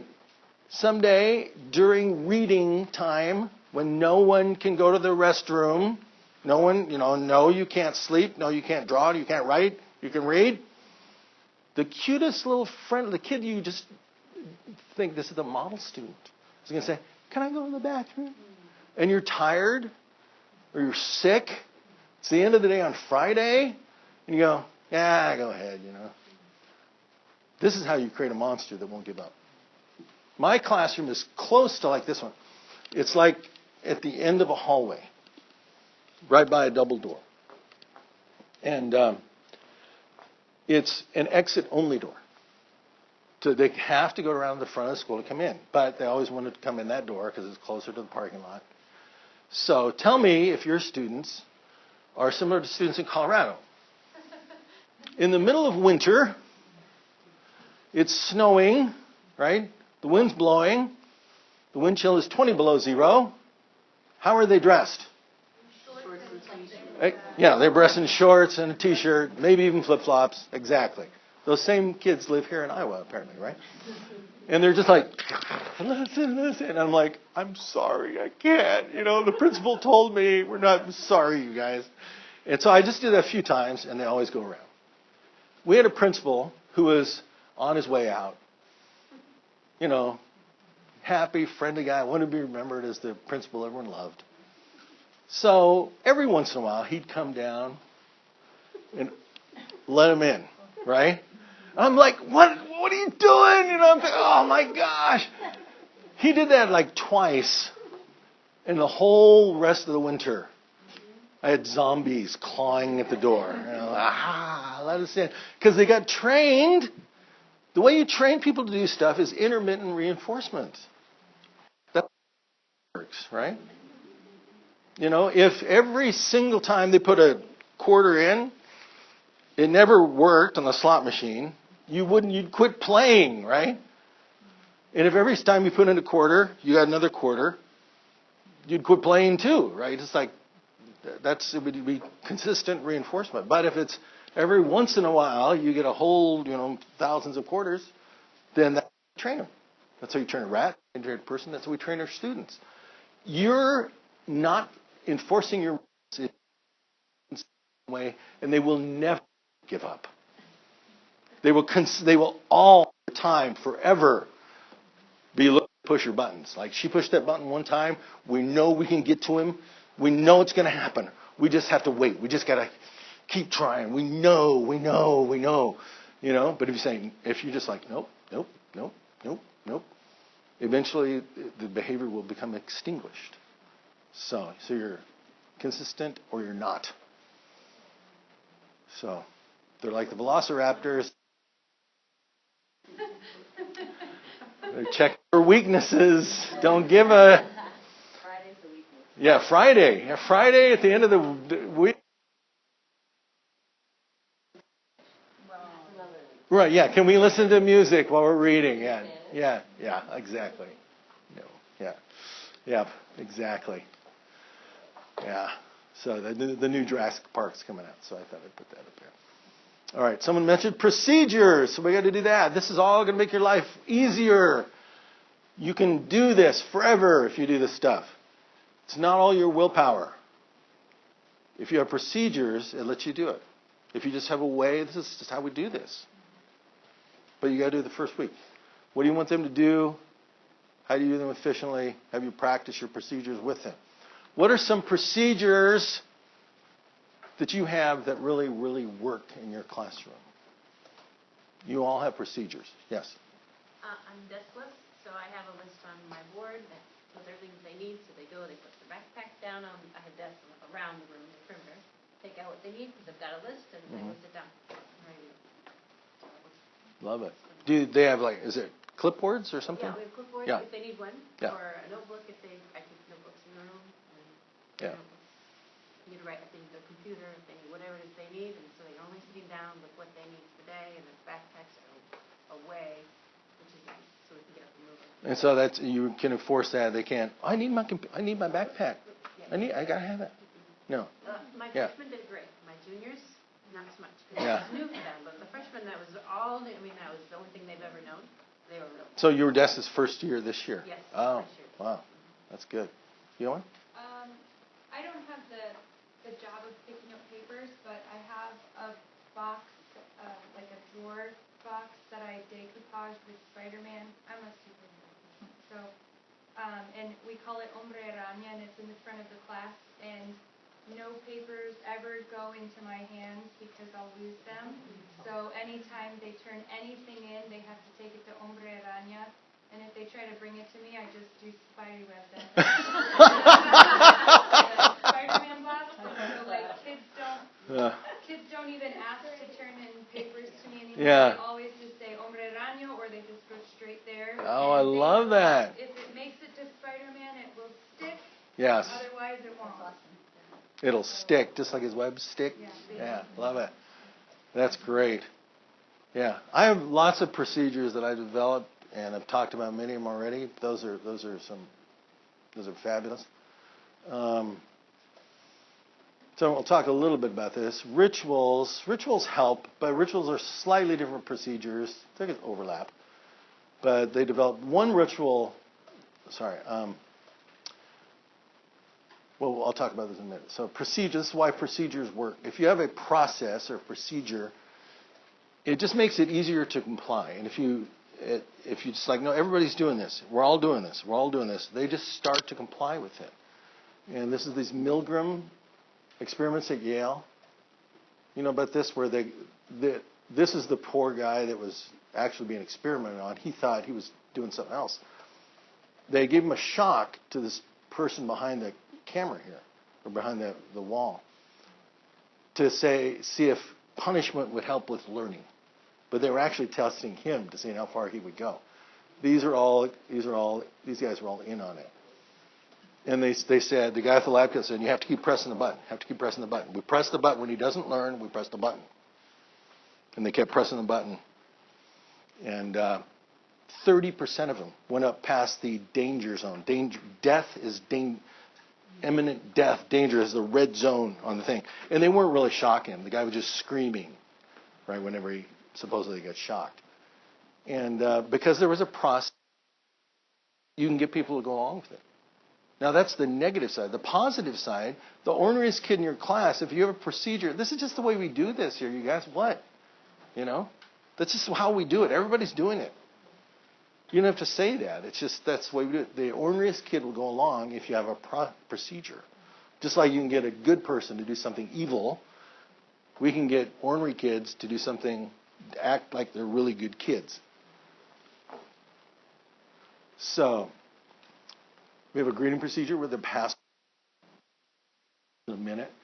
How many people already do passwords? Good. That. I've only been doing that for like 3 years. It's so. I couldn't live without it. I mean, I couldn't imagine teaching without a password now. I mean, I just can't imagine it. It just such camaraderie. The goodbye procedure we've talked about this for dismissal. We've talked about sneezing. If someone arrives late, they say lo siento. So I've already previewed all these for you. If they need to get into groups or pairs, we have them do that. When class is over, there's a visitor, what we do, we've talked about that. Books from the classroom library. We have a procedure for doing that. We don't have 30 people just running up to the classroom library and grabbing them. We do them in order. We will do, for some reason, that getting the books was a big one to implement because we read every day for 10 minutes. And so it's usually at the beginning of class, but sometimes at the end. But that really helps a lot to have that procedure for that. And if this is my class, I would put the classroom library in the back or like on those big shelves back there. And they would always peel off this way and go back, just move back like that, and they would come back this way and sit down. And so you'd have a procedure for everyone to go. If the classroom was set up just like this, these guys would always be the very first ones to go. And you'd go back this way. And we say they have 5 people up there at a time. How many people do we have? 5. And if someone forgets to go or doesn't notice that everyone else is going, you don't yell at them, you don't hit them, you don't push them. You just skip them. They will figure out they're supposed to be up there eventually, right? And then you just make sure there's 5 people, and they just make sure it flows. A whole class can get their books in 1 minute that way. And sometimes we'll time them and say, "Oh, you didn't do it quite fast enough. Put your books back. Let's do it again. Let's do it again." And they can do it and then I'll kind of give them a reward or goodies. Maybe we'll leave class a little bit early or something. But that really, really helps. That's how we do it all the time. We never have a, "Hey, go get your books." Because that would take 10 minutes if you were all massed around the classroom library. It just would not work well. Do you ever switch it up so that if they're choosing a new book, it's not always the same people that get to choose first, or does it just kind of shake out? Yeah. Okay, I've done it different ways. Yeah. And it can help to have the exact same people going all the time because it's real predictable what's up there. Other times I let different sections, like this section went first last time, now this one goes first, now this one. It just depends. They're not all going to need a new one at the same time. So right. Yeah, so, it just kind of depends on the kids, how big the group is, and the dynamics. But sometimes I've done the exact same people go first all the time. And then they figure it out, too. They say, "What book are you reading?" And so they grab a book for their friend and hand it to them. That's okay, too. Exact procedure for putting the books back. Yeah. And they got to put them in the same place. We also have a classroom librarian who straightens them up later. But so procedures are standardized ways, and if you've done this, it sounds like a lot of people kind of do this already. You color code your books or something that makes it easier to know where to put them? Yeah, I do. I used to put color-coded stickers on them, but it was just too overwhelming for me. But so now I just group them. The easiest ones on the left and the harder ones are on the right. And it kind of changes. It's like, oh, I thought this would be a harder book, but now the kids are saying it's easier. Maybe I'm doing a better job of teaching some of these verbs. Like the book, Myra Canyon's book, Rival. That was billed as like a level 1 book. But I had some kids that are like, "I don't understand this at all." Because it had to do with history. The history of Spain, the Moors and the Christians, and they didn't know enough history to get the context. And so I moved that up to almost like a Spanish 3 level book. But then in the last couple of years, maybe I'm doing a better job of teaching, throwing elements of history in or teaching the verbs better.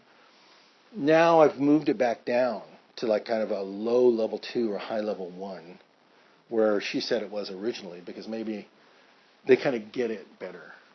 And so they just kind of shift, but based on how my students are reacting to them, what they say about them. But basically, it's the easiest are on the left, and then they get harder as they go. And so it's kind of by level.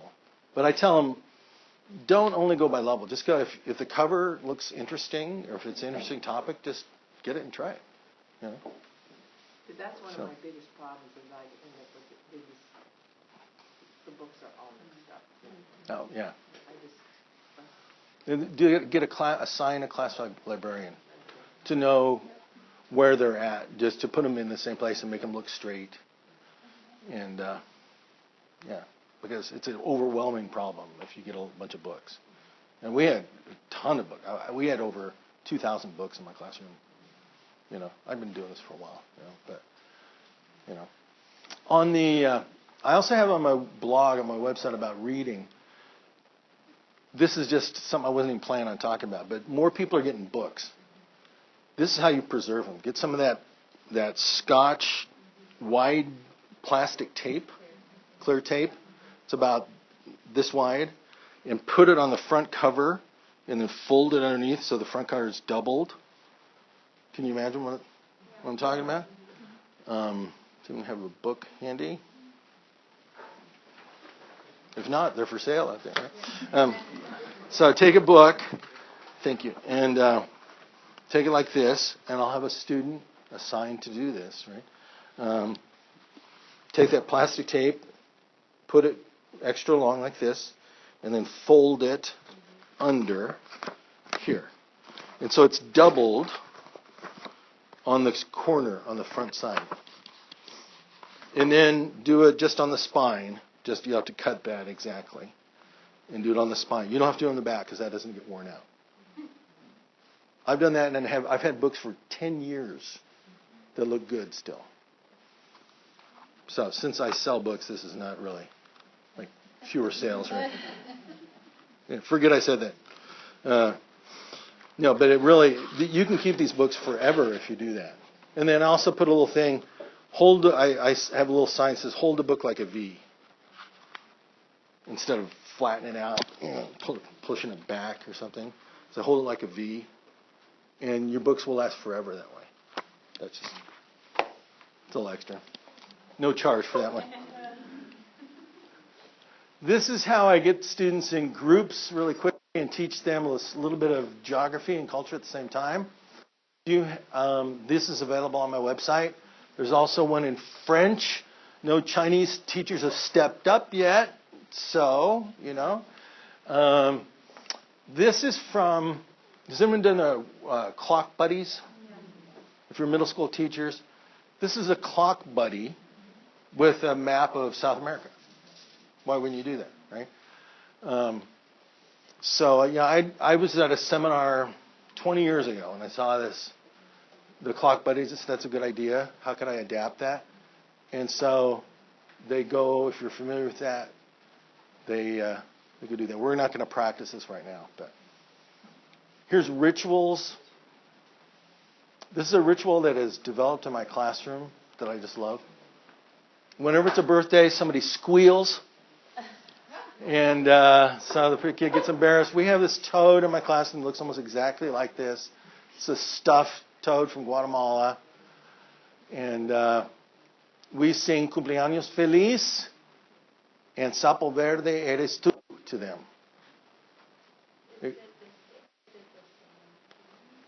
This is the same tune. And we do this because this is what people in Central America do to make fun of their own accent in Spanish.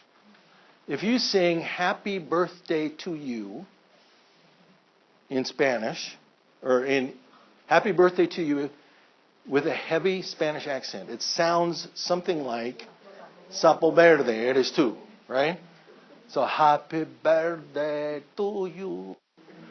Happy birthday. They go, hey, that sounds just like Sapo Verde. Go on YouTube, type in Sapo, and there's hundreds of birthday parties in Central America. I'm not making fun of them. Let's make sure you understand this, okay? They're making fun of their own selves, okay? And so we do this. We go, Sapo Verde. We say, cumpleaños feliz. And we just say, cumpleaños feliz. It's always saying that their name. Cumpleaños feliz, cumpleaños feliz, cumpleaños feliz. And then we sing it kind of ugly, the second verse. We go, Sapo Verde, eres tú, Sapo Verde. And I'm walking closer to him with the toad. Sapo Verde, eres tú, Sapo Verde, eres tú. And then the last one, the toad's right in their face. Sapo Verde, eres tú. And then it kisses them on the cheek. And they get to keep the toad with them the whole rest of the class. Woo! And that's like, it's a big deal. I don't know how that evolved, but it just kind of happened in our class. But that's for me, that's like a ritual. If it's a birthday, we stop everything, and that's what we do. Every single time we say the exact same words. It's like the Pledge of Allegiance, the Lord's Prayer, or something. You say the exact words, the exact same way, every single time. Right? So that's what I would call a ritual, but there's probably overlap. Rejoinders. These are a big thing. A lot of these we use for passwords, too. I let kids say this all the time. They even say, like, esto apesta, this stinks. I hate this. They can say that if they say it in Spanish. I caught on to this. Use rejoinders in your class. If you don't, you don't have to. I have these posters of these, and this is not an advertisement for it. You can make your own and just put them on the wall. But just give them tools to respond to you. I saw this years ago when there was, I don't know how, I read a transcript of, what's his name? He was the head of the House, John Bonnier. He was Boehner, yeah. He's from Nebraska, so you guys may know. Yeah, Boehner, okay. He was talking to Joe Biden at the State of the Union, and they just had a transcript of their conversation. And Joe Biden only used rejoinders in English, right? He and how do you say it? Boehner. Boehner would say just over and over, just you should have seen blah blah blah. I was playing golf, blah blah. And Biden just said, "Oh, that's cool. Oh, really? That's wild. Tell me more." I don't believe it. Boehner said like 300 words, and Biden said like 7 words. Rejoinders are perfect for novice language learners. Not that Biden is a novice language learner, right? But it's like my wife talking with her sister on the phone, right? Her sister talks like crazy. My wife is just really pleasant and salud. My wife would be like, yes, really? Oh, wow, that's wild. You're kidding. I don't believe it. And that's all she would say for an hour. Her sister would say 6,000 words, right? Rejoinders keep conversations going, and they're really good for students. So put them up, teach them as passwords, teach them to use them, encourage them to use them like crazy so they can talk back to you. We have... and so it looks like the kids are talking a lot, and they are. They're talking in level 1 short memorized chunks. But they're saying at really appropriate times. This is great, this is fun. Oh, you're kidding. Oh, this is boring. Well, I hate this. Just whatever they want to say. And let them say I have a kid whose job is to count the rejoinders. I go like this because I have one of those baseball counters, right? Get them for like $5 at a sporting goods store. Get a metal one, they'll last longer. And they just count them. And you have goals, targets like 50 per class, 80 per class, and just let them do that, and have some kind of reward or something if you want to. But those really, really work well. And you get observed, and it's not only just for the observations, but they can talk to people. They can feel like they're participating in real conversations once they get out of your classroom if they can say, oh, wow, I didn't know that. Or, that's a joke. I'm not serious. Not really. No, it's not true. I'm just kidding. I'm just playing around. You know. Oh, thank you so much. 1,000 thanks. Good luck. Help me. Salud. We got that one ready. What does blank mean?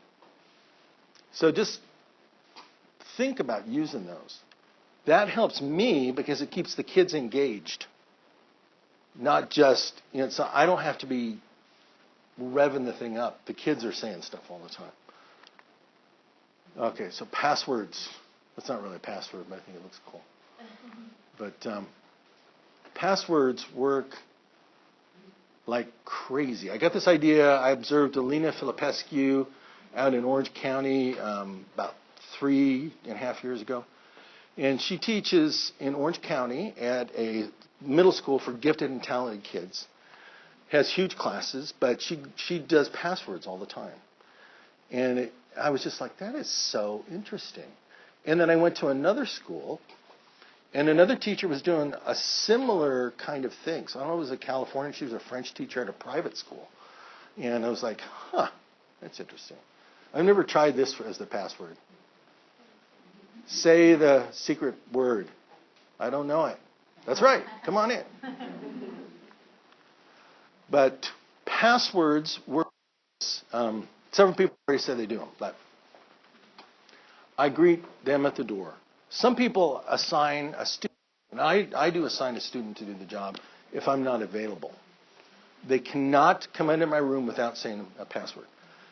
Frank Smith, who's sort of like Stephen Krashen's guru on reading, says that learning a foreign language is like becoming a member of a secret club.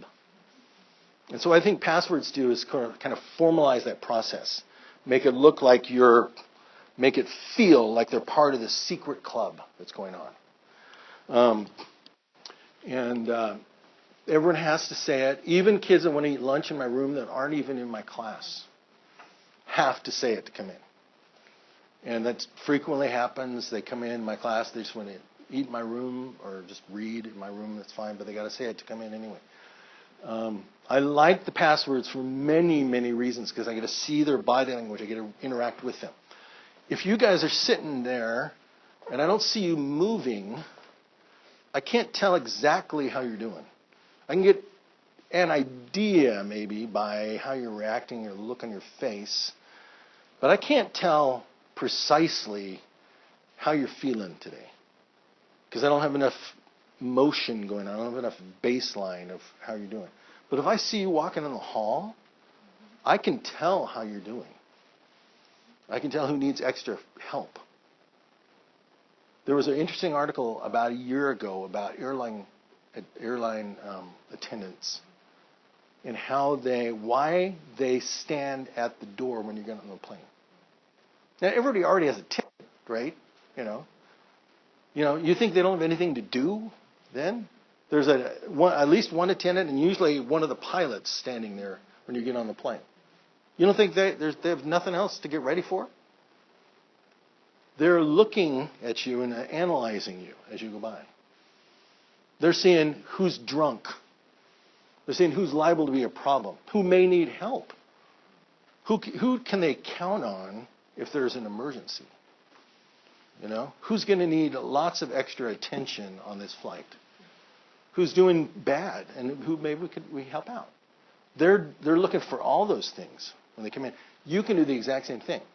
So again, just like with the hotel workers, if they can train airline attendants to do this, we can pick this up as teachers. I mean, this is our business is interacting with kids, right? And that's what the password does for me. I think it works fabulously well. So this should start automatically. This is an example of passwords in my class. Where's the lights in here?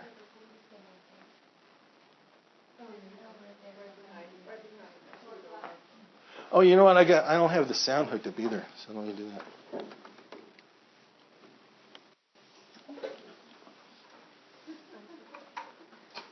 How do I start this? It's supposed to start automatically.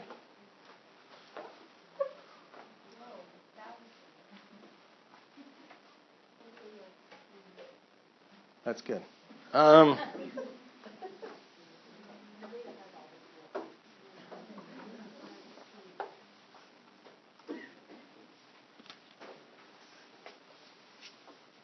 Oh, there's no. Where's my sound?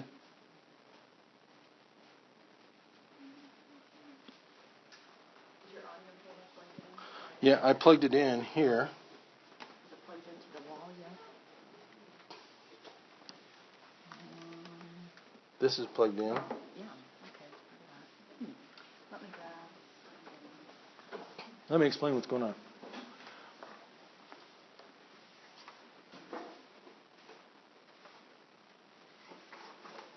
He got it. He got the password for the first time this week. Good job.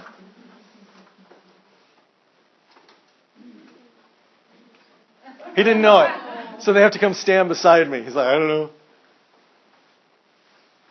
She wasn't sure. He's like, he had something on his mouth, right? He had something on his mouth.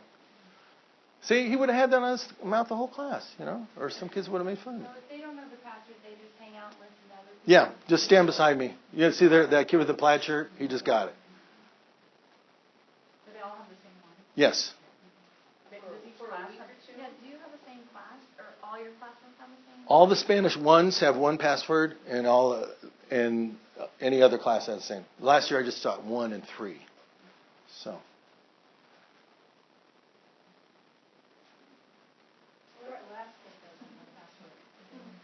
I'll just tell them. She goes, I wasn't here. I don't know it. How am I supposed to know? She goes, Are you okay with if a kid says you're the kid behind and what's the password that you forgot? yes, yeah, yeah. Or they tell each other coming down the hall, or they text it to each other, whatever. Like the Yeah. point is human contact. Right, yeah. And the point is to acknowledge, just to make eye contact with me. Let me contact you. This girl here, she gave me a pass from like 3 weeks ago. I'm like, no, that's no good. I said, no. I said, that's for 3 weeks. Oh, all right, thank you. Super punto, sí. All right, now how do I rewind this?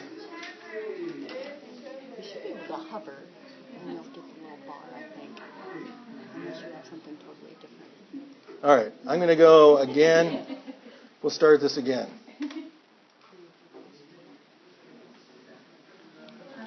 Let's see if, can we turn up a tiny bit? More volume? You should be able to do that through your computer.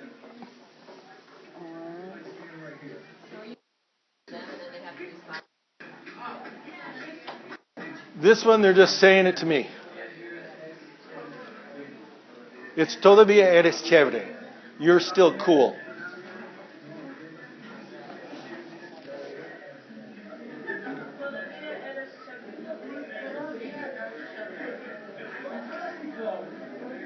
See, he never got it. He never said it right.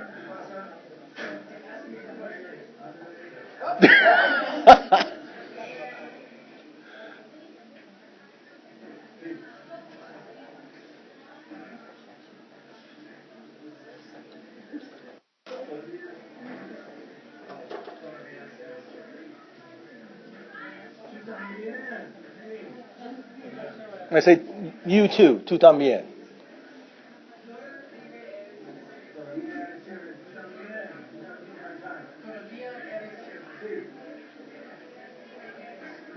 They're supposed to say this to each other when they mess up in class. You're still cool.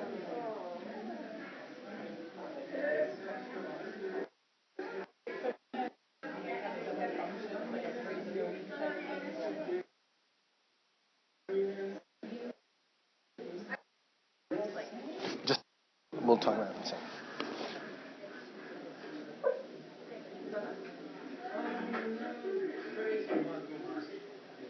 I know who's in class. I can take roll at any time because I've already seen all their faces.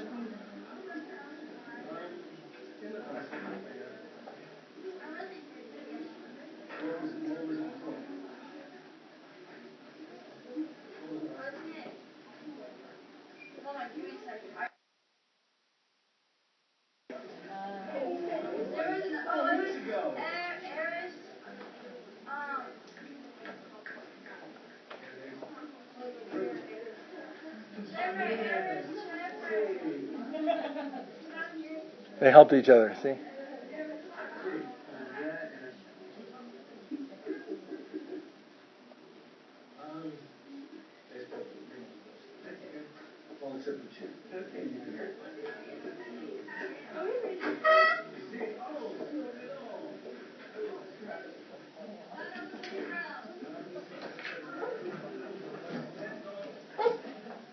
Okay, that's it. Block them if they don't come in, because I had kids, they just try to do a Zoom pass, and sometimes I could do it. Yeah. Sometimes you have to block them. Yeah, you're in the doorway and just kind of subtly move over. Yeah. How do you introduce the password at the beginning of the month? I do it on Fridays.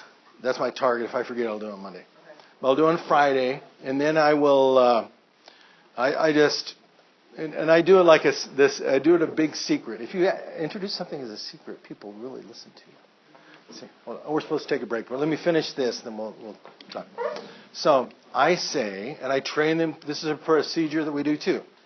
I say, "Oh, clase, tengo un secreto." I have a secret. I lower my voice, and they have to do all these motions. They put their hand at their ear, all right, and they lean forward, and they all stomp on the floor. So it's the motion like this. And then the leaning forward, that's what someone does when they're actually interested in what you're saying.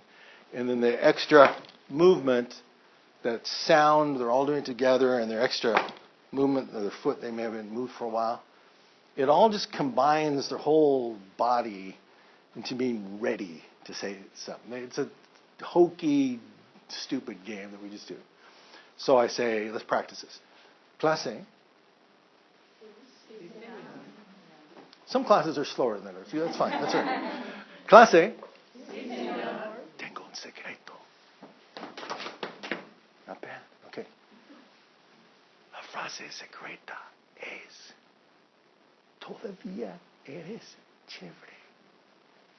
And then they're supposed to go. I go like this, and if they don't say it loud enough, I just keep going. Say it loud. And they go, ooh, like that. So that's how I introduce it. I will often forget on Friday, so we have to do it on Monday. Do they need it sometimes written out to be able to? Yeah, they do. And so I'll write it. I always write it on the board in one spot at the top right of the board for Spanish 1's at the top, and Spanish 2 or 3 or 4 it's below. And so I'll put todavía eres chévere. You're still cool. You do the English. I'll do the English also, and it's up there the whole week. Or do you just first day? Do you erase it? Or No, I just leave it up, and so they can see it during class and remember it for next class. And I let them do it toward the end of class on Friday, and I let them take out their phones so they can take a picture if they want to. And then you erase it after the first day? No, I just leave it up the whole week.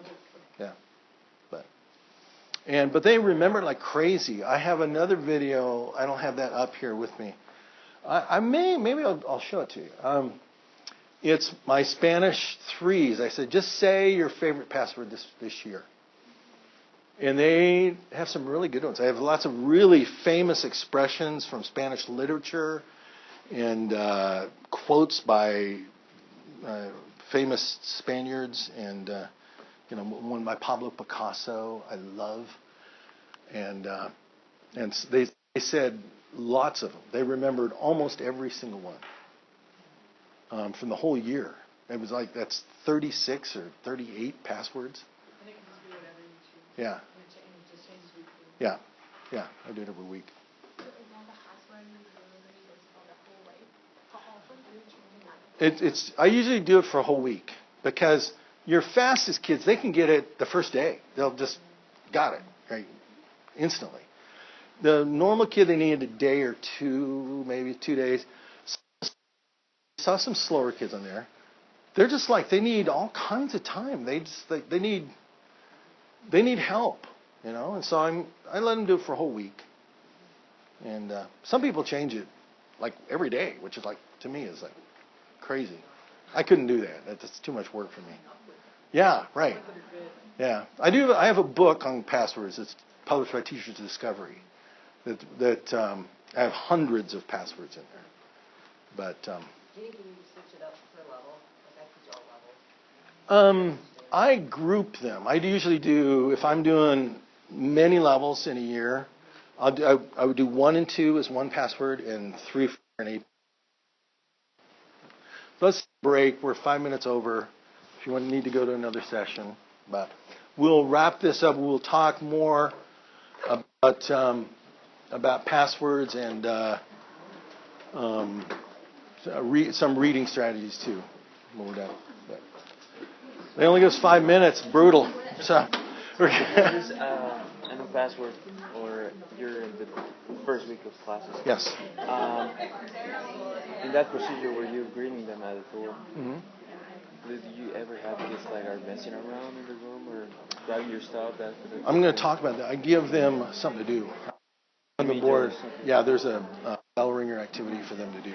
So they're busy working in class and also doing that. You introduce that from the beginning. Yes, yeah, because otherwise they'll just be goofing around in the class while I'm not there. Yeah, exactly. Yeah.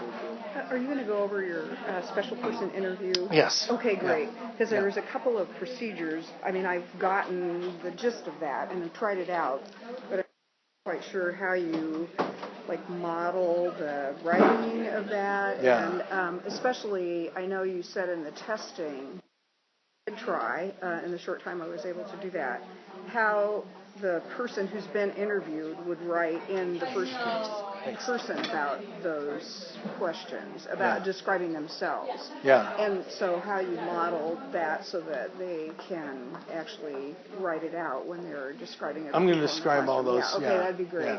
Yeah. Those were questions I really had that I wanted to touch base with you about today. You bet. Yeah. Oh, man. Be right back.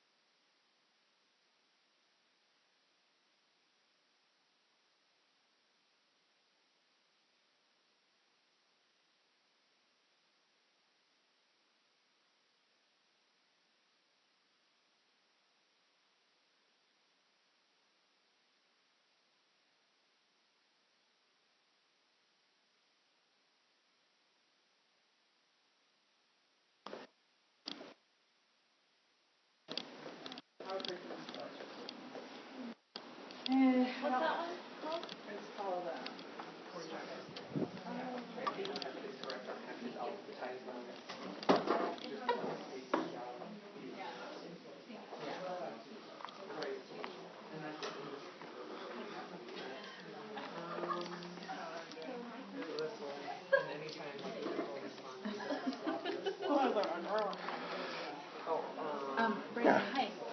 Thank you, first of all. Oh, my pleasure. And are you going, or can you, or will you talk a little bit more about how you introduce and use the rejoinders in class? Like, are they just there, and do you come up as needed, or do you actually kind of formally present them at one point? Or I've done either one, but I'll go over that real quick. Yeah. Okay, thank you. Yeah. Something goes wrong, like somebody doesn't have their homework, you have to there was some commentary in a Facebook post from someone's recording of you at a conference, and you asked what the book was on your desk, and I purchased The Art of Peace based on that discussion. Oh, did you? Yeah, it's good. It's nice just to have. No, it is. Yeah. It's just really, it's a short little thing. There's so many really good things in there. Do you do Aikido or no? No, I just somebody. I don't know where. I don't know how I got it. I can't remember. But it's just such a little teeny little book, you know. I just love stuff like that. Yeah, and was it you that had posted that the poster from the 3 questions from Tolstoy? Was that you or was it somebody else? It wasn't me. Okay. It was really good. It was, the story of the 3 questions, and what's the most important time now? Who's the most important person? The person you're with. What's the most important thing to do good to the person you're with? It was really moving. I'll forward it to you on Facebook. Dude, I love it. Yeah, I can't remember. It's right at my alley. It was very good. It was that correct situation, correct function like that. I love that. So, Thank you. Yeah, awesome. Okay, good. Oh, you're back. I'm back. Yeah. As promised. Yeah. Good. All right. Wow, this is like so grinding. 5-minute breaks. Man. Yeah. Crazy. So, clase.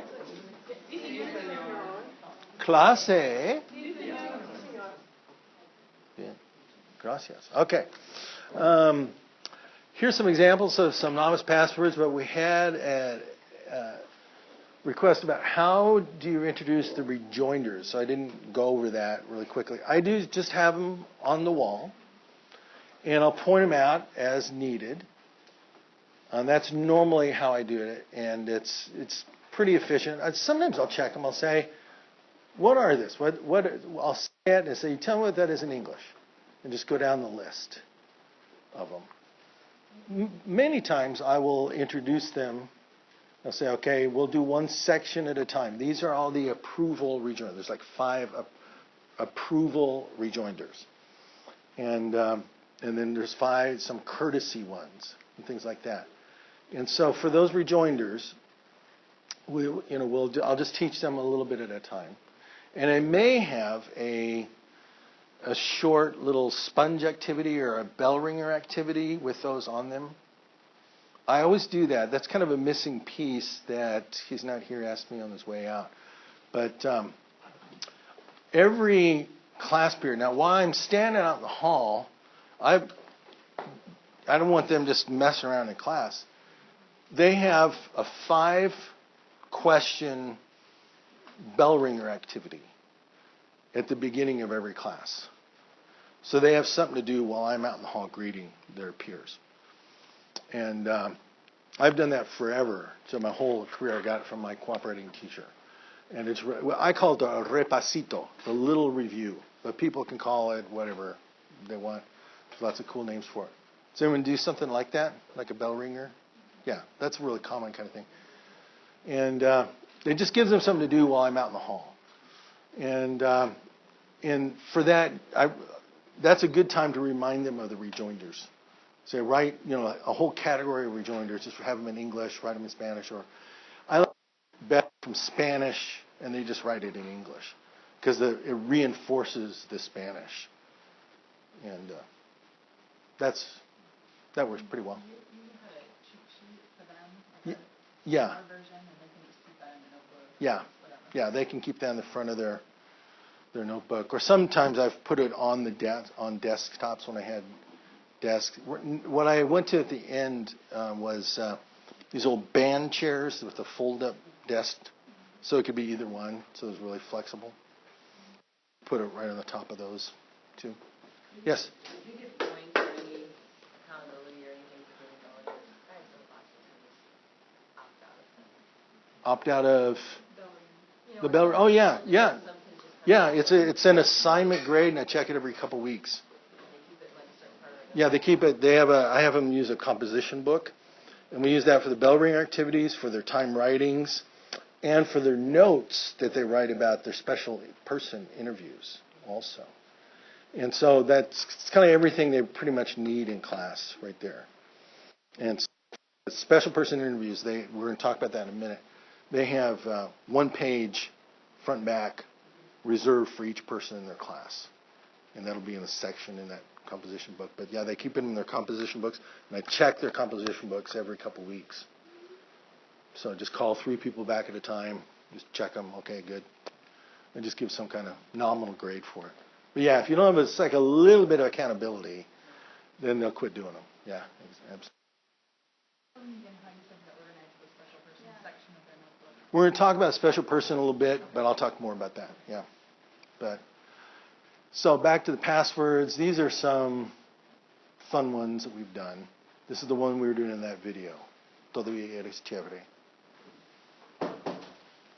Yeah. And here's some intermediate ones. Or you could use these for even, level 4, even AP. With all these, I use this one, poco a poco se va lejos. I like that one.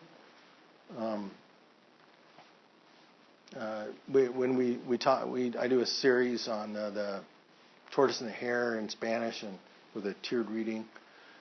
No se ganó Zamora en una hora. It's like Rome wasn't built in a day. With tons of history, you can talk about that.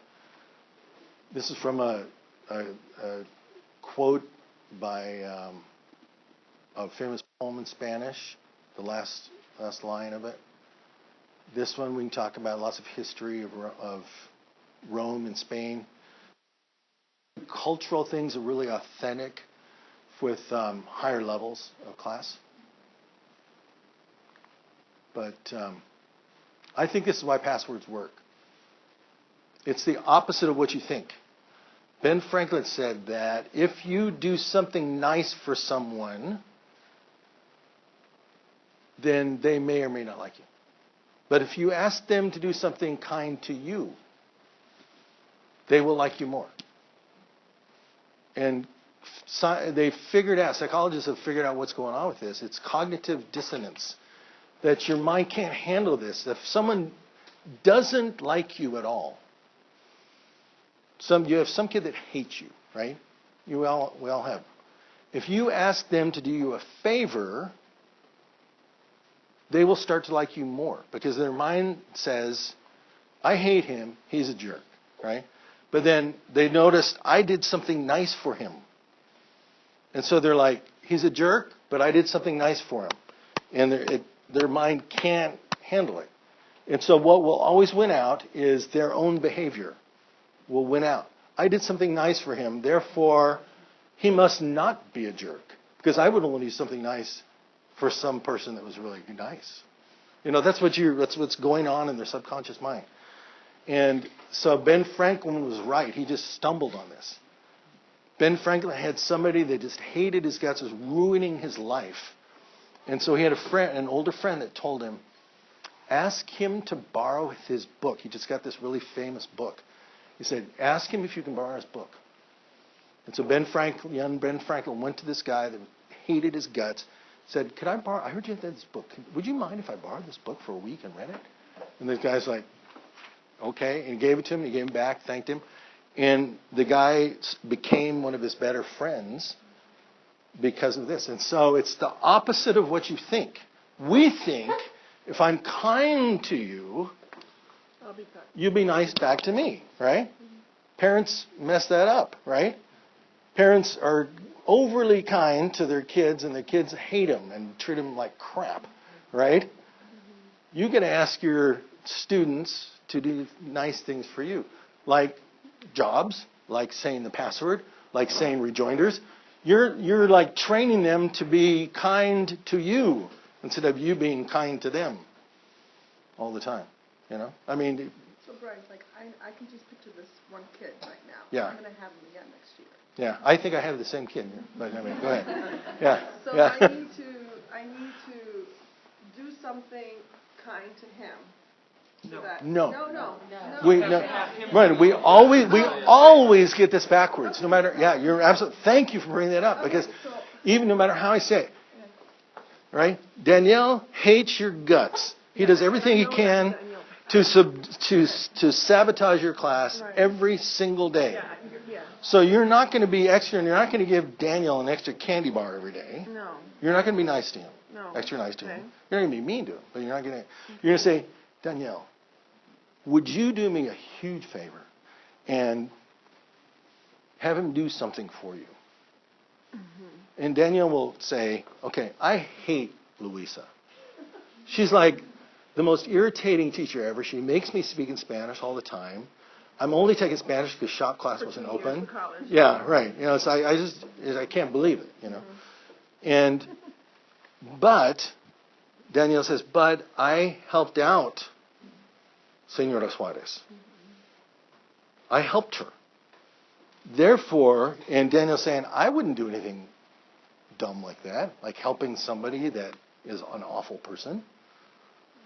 Therefore, Senora Suarez must be at least an okay person, because Danielle says, I know that I'm smart, and I know I'm in charge of my feelings, and I know I have good judgment.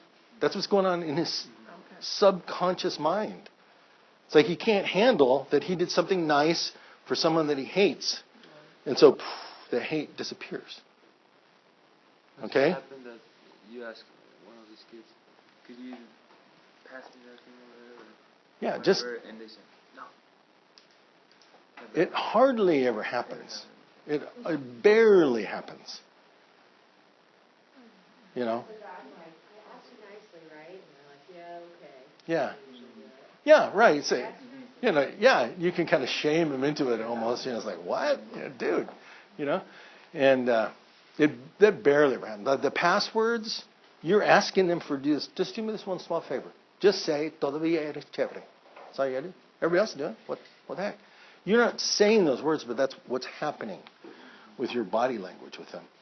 And a kid that doesn't like you will just, he'll come in to class, but it softens them up.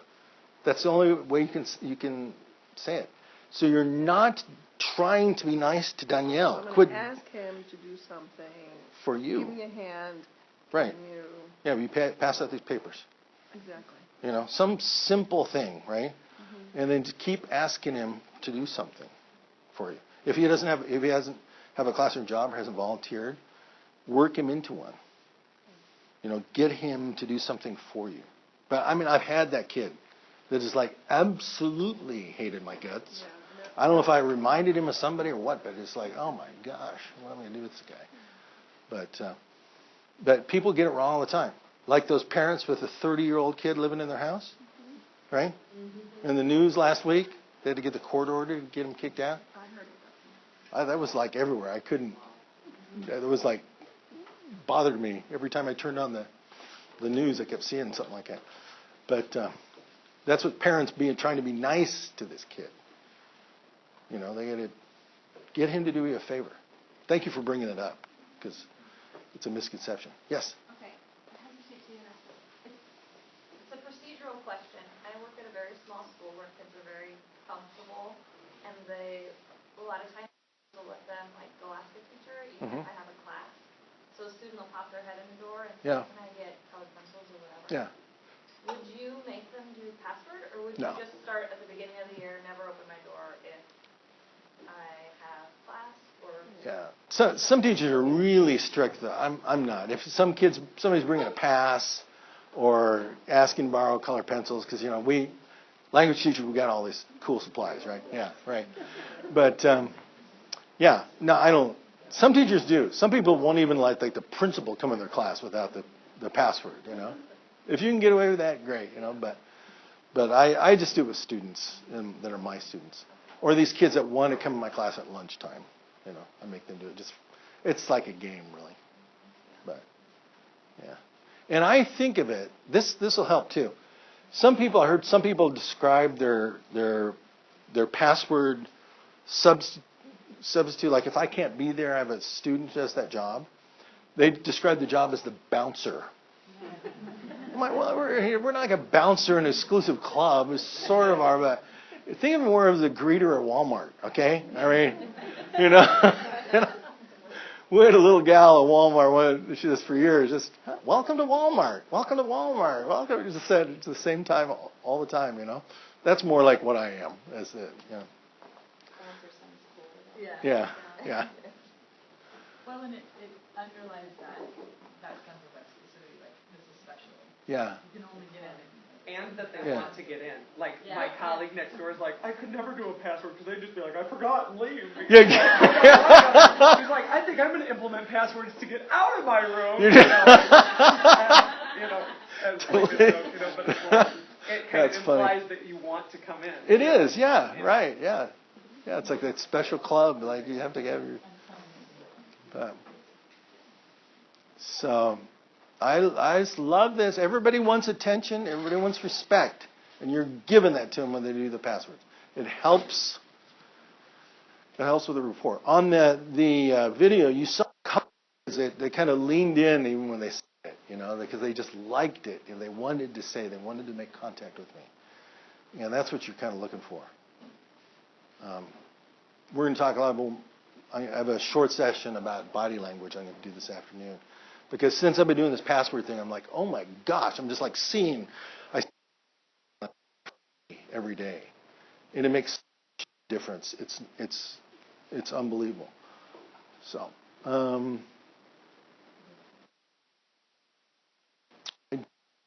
answered someone's question on this on Facebook, a new teacher. This is the answer to Don't Smile Before Christmas. This is Sun Tzu. Sun Tzu. Is that how you say that?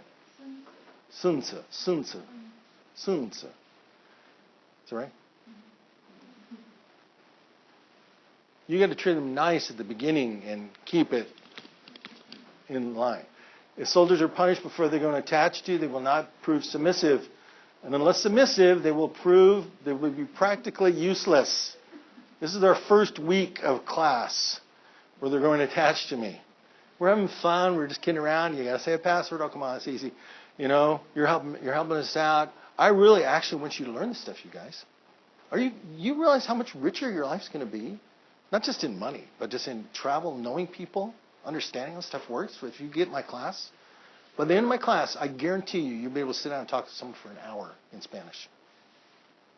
I guarantee you will if you come every day. And then, if they become attached to you, punishments are not enforced, they will still be useless. So you have to, therefore soldiers must be treated with, in the first instance, with humanity, but kept under control by means of iron discipline. So you just have to learn this one really hard word in Spanish. It's the same word in Spanish and English, actually. So you go, your tongue hits the top of your roof of your mouth, and you kind of open your mouth slightly, and you say, no. No, no, no, no. No, you can't go to the bathroom while we're reading. It's only 10 minutes. I have to go too. Sit down. You know? You know? No, you can't get another book while we're reading. You get a different one tomorrow. No, you can't finish your math homework while we're reading. No, you can't speak in English. No, no, no, no. And just enforce it like crazy all the time. All right. I'm sure you're pretty good on consequences. You know what's going to happen when you're most tired. We already talked about that. It's all going back to this. Love and belonging. I'm going to talk about this afternoon, so I'm going to zip past this. Think about doing this. If you don't come to my body language run, this is the most important thing. Think of I'll elaborate on this much more, but if you think of someone that loves you and has always loved you, like your grandma or your dog, right? You will get a short burst of oxytocin flowing through you And you will get this loving, pleasant look on your face without even trying. And it doesn't last forever. You can't keep it there, for hours. But it'll be a quick burst. And kids will say, he loves me. I mean, he doesn't just think I'm an okay. He's not tolerant. He actually thinks I'm great. He thinks I'm wonderful. And it's my grandma that thinks I'm wonderful, that I'm reflecting back at my grandma, but it's going through grandma to the students. It works like a wonder. But anyway, I'm talking more about that later on. So you're going to fake it. Yeah. Okay. We're gonna zip past all these. We're going to talk about the persona especial because we have time to do this. Okay. So the persona especial. People have interviewed students before, and and things. What I love about this, though, is that it's so consistent, and it's a series of questions. And what I've just realized is that these questions become more intimate as you go. I'm reading a couple books about this recently. So I read lots of really weird books, not teacher books sometimes. This one is Subliminal, How Your Unconscious Mind Rules Your Behavior. And he has examples of this. It's like how you're getting more and more with grabbing people's emotions. Because he says that it really don't matter. What matters is people's emotions. And that's what you have to grab with them first. And so that's where I got that. You can pass it around if you want. And then this one, this is kind of wild. Can't believe I'm reading this. This is by this guy, the Wolf of Wall Street. This is how he influences people and persuades them to buy stuff. It's not academic. It's not scholarly at all. There's no footnotes at all. It's just like, take my word for it. This works.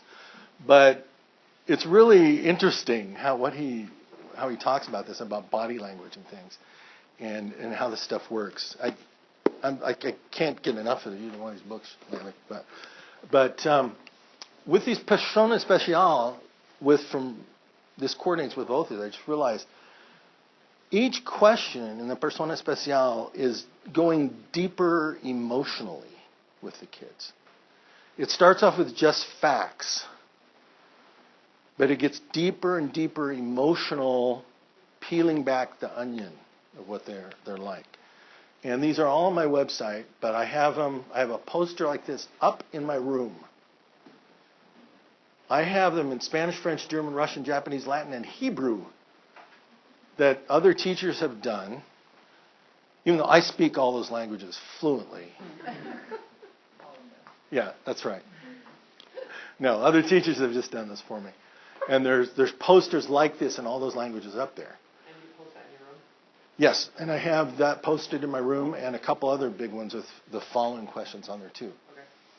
This is the wild thing. People, even CI people say, what the heck? What is going on? It's like, that's the answers. Why do you have all the answers on the wall? Those are not the answers. What we're trying to do is find out about students in our classroom. That's the answers. The language is tagging along for a ride. Okay? And so I just leave it up there. My faster students, you say it once or twice and they got it. They already got it. They never make the mistake. They never say yamas or something.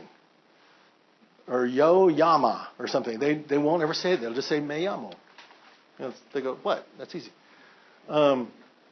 Medium students need it for a while longer. So my slower students may need that for weeks.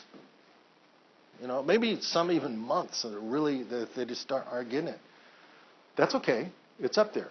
The blue is what their answer is. Oh, our person left.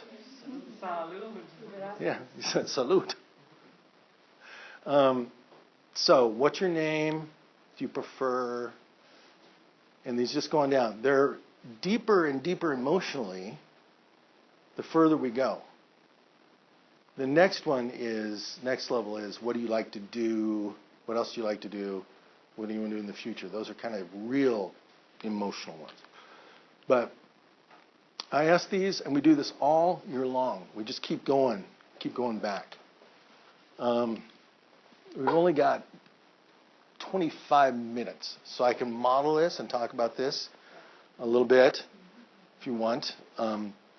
We can go on and talk just a tiny bit about reading. I didn't think we'd have time to get to it. Do you want to do this a little bit? Okay. So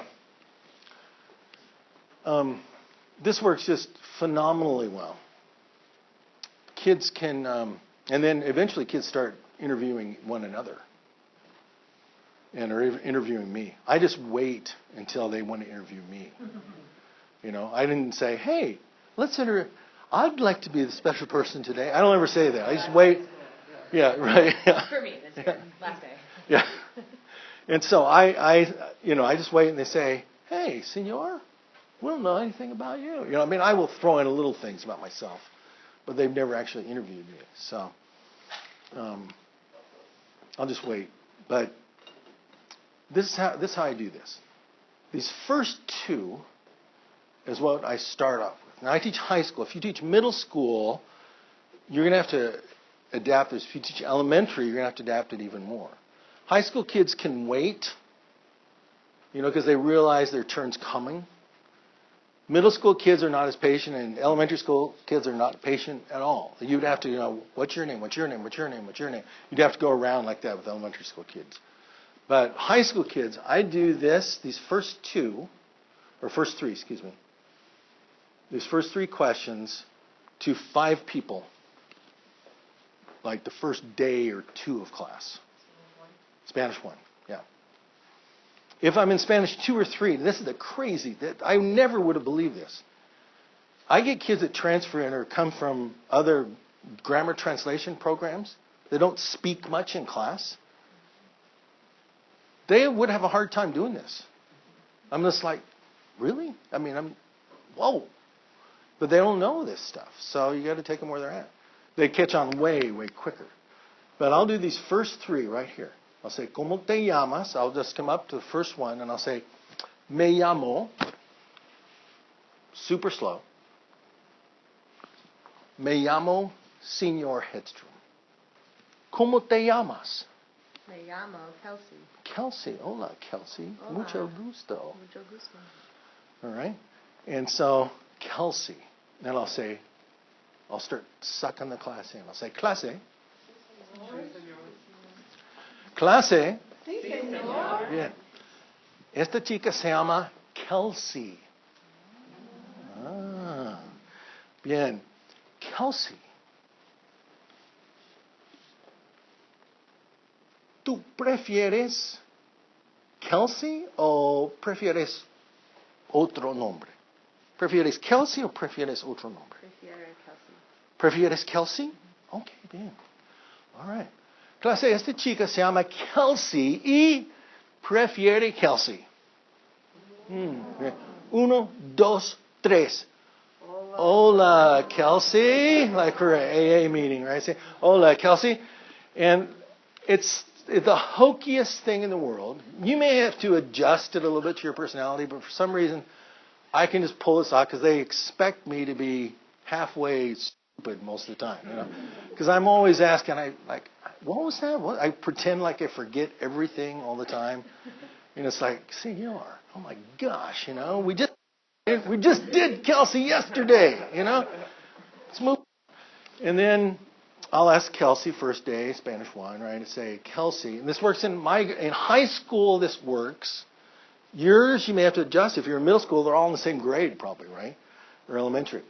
In my they're in 9th, 10th, 11th, or 12th grade. And so start getting a few numbers right off the bat. And so I'll say, Kelsey, ¿en cuál grado estás? And you're going to say, estoy en el grado. Can you say this? Estoy en el grado. What grade? Estoy. ¿En cuál grado estás? 9. 9? Okay, 9. Estás en grado, un freshman. Yeah. Bien, okay, fantástico. And then I'll ask some questions about her right off the bat. It seems so excruciatingly slow to you who already know language and already know Spanish, half of you or more, right? And I'll say, after I've said, okay, clase, esta chica se llama Kelsey, prefiere Kelsey, está en grado 8. Or grado 8 or grado 9? Grado 9. Okay, grado 9. Bien. I make mistakes subconsciously now because I'm always trying to make mistakes to have the kids correct me because it keeps them more engaged. It's just like a trick, you know. You can only do it if you can keep a stupid look on your face. So, but okay. But then I'll say, after I've done Kelsey, maybe in one other, I'll say, okay, clase, ¿cómo se llama esta chica? Kelsey.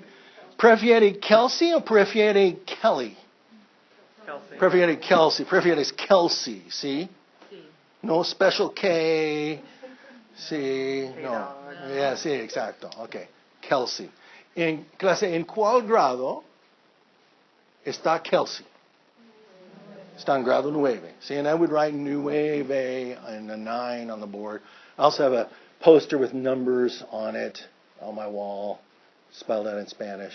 Say 9 right there. Numbers are late acquired. Numbers and frequency lists are barely there. Like the top 1,000 words, there's hardly any numbers. It's amazing, you know. So they're not going to pick up numbers normally unless we really work on it. So I'll do these first 3 with these first 5 students in class, the first day or 2 of class.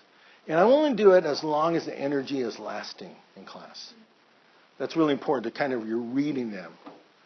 And you're like, oh, their energy's going down, so I'm not going to push them on that. I'll change to another activity. Because we don't want this to get old. We want it to keep new. And so I'll do 2 or 3. If the energy's there, I'll do 5 in one day. But let's keep it going for 5. And then, this is crucial, we're going to have a quiz, you guys, on these 5. And the first quiz is more challenging probably than the other ones in some ways.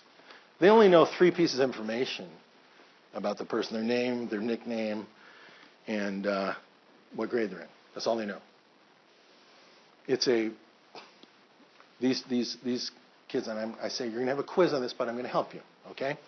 We'll go over. We'll say, what's their name, what's their name, what's their name, what grade they in, blah, blah, blah. Oh. Salud.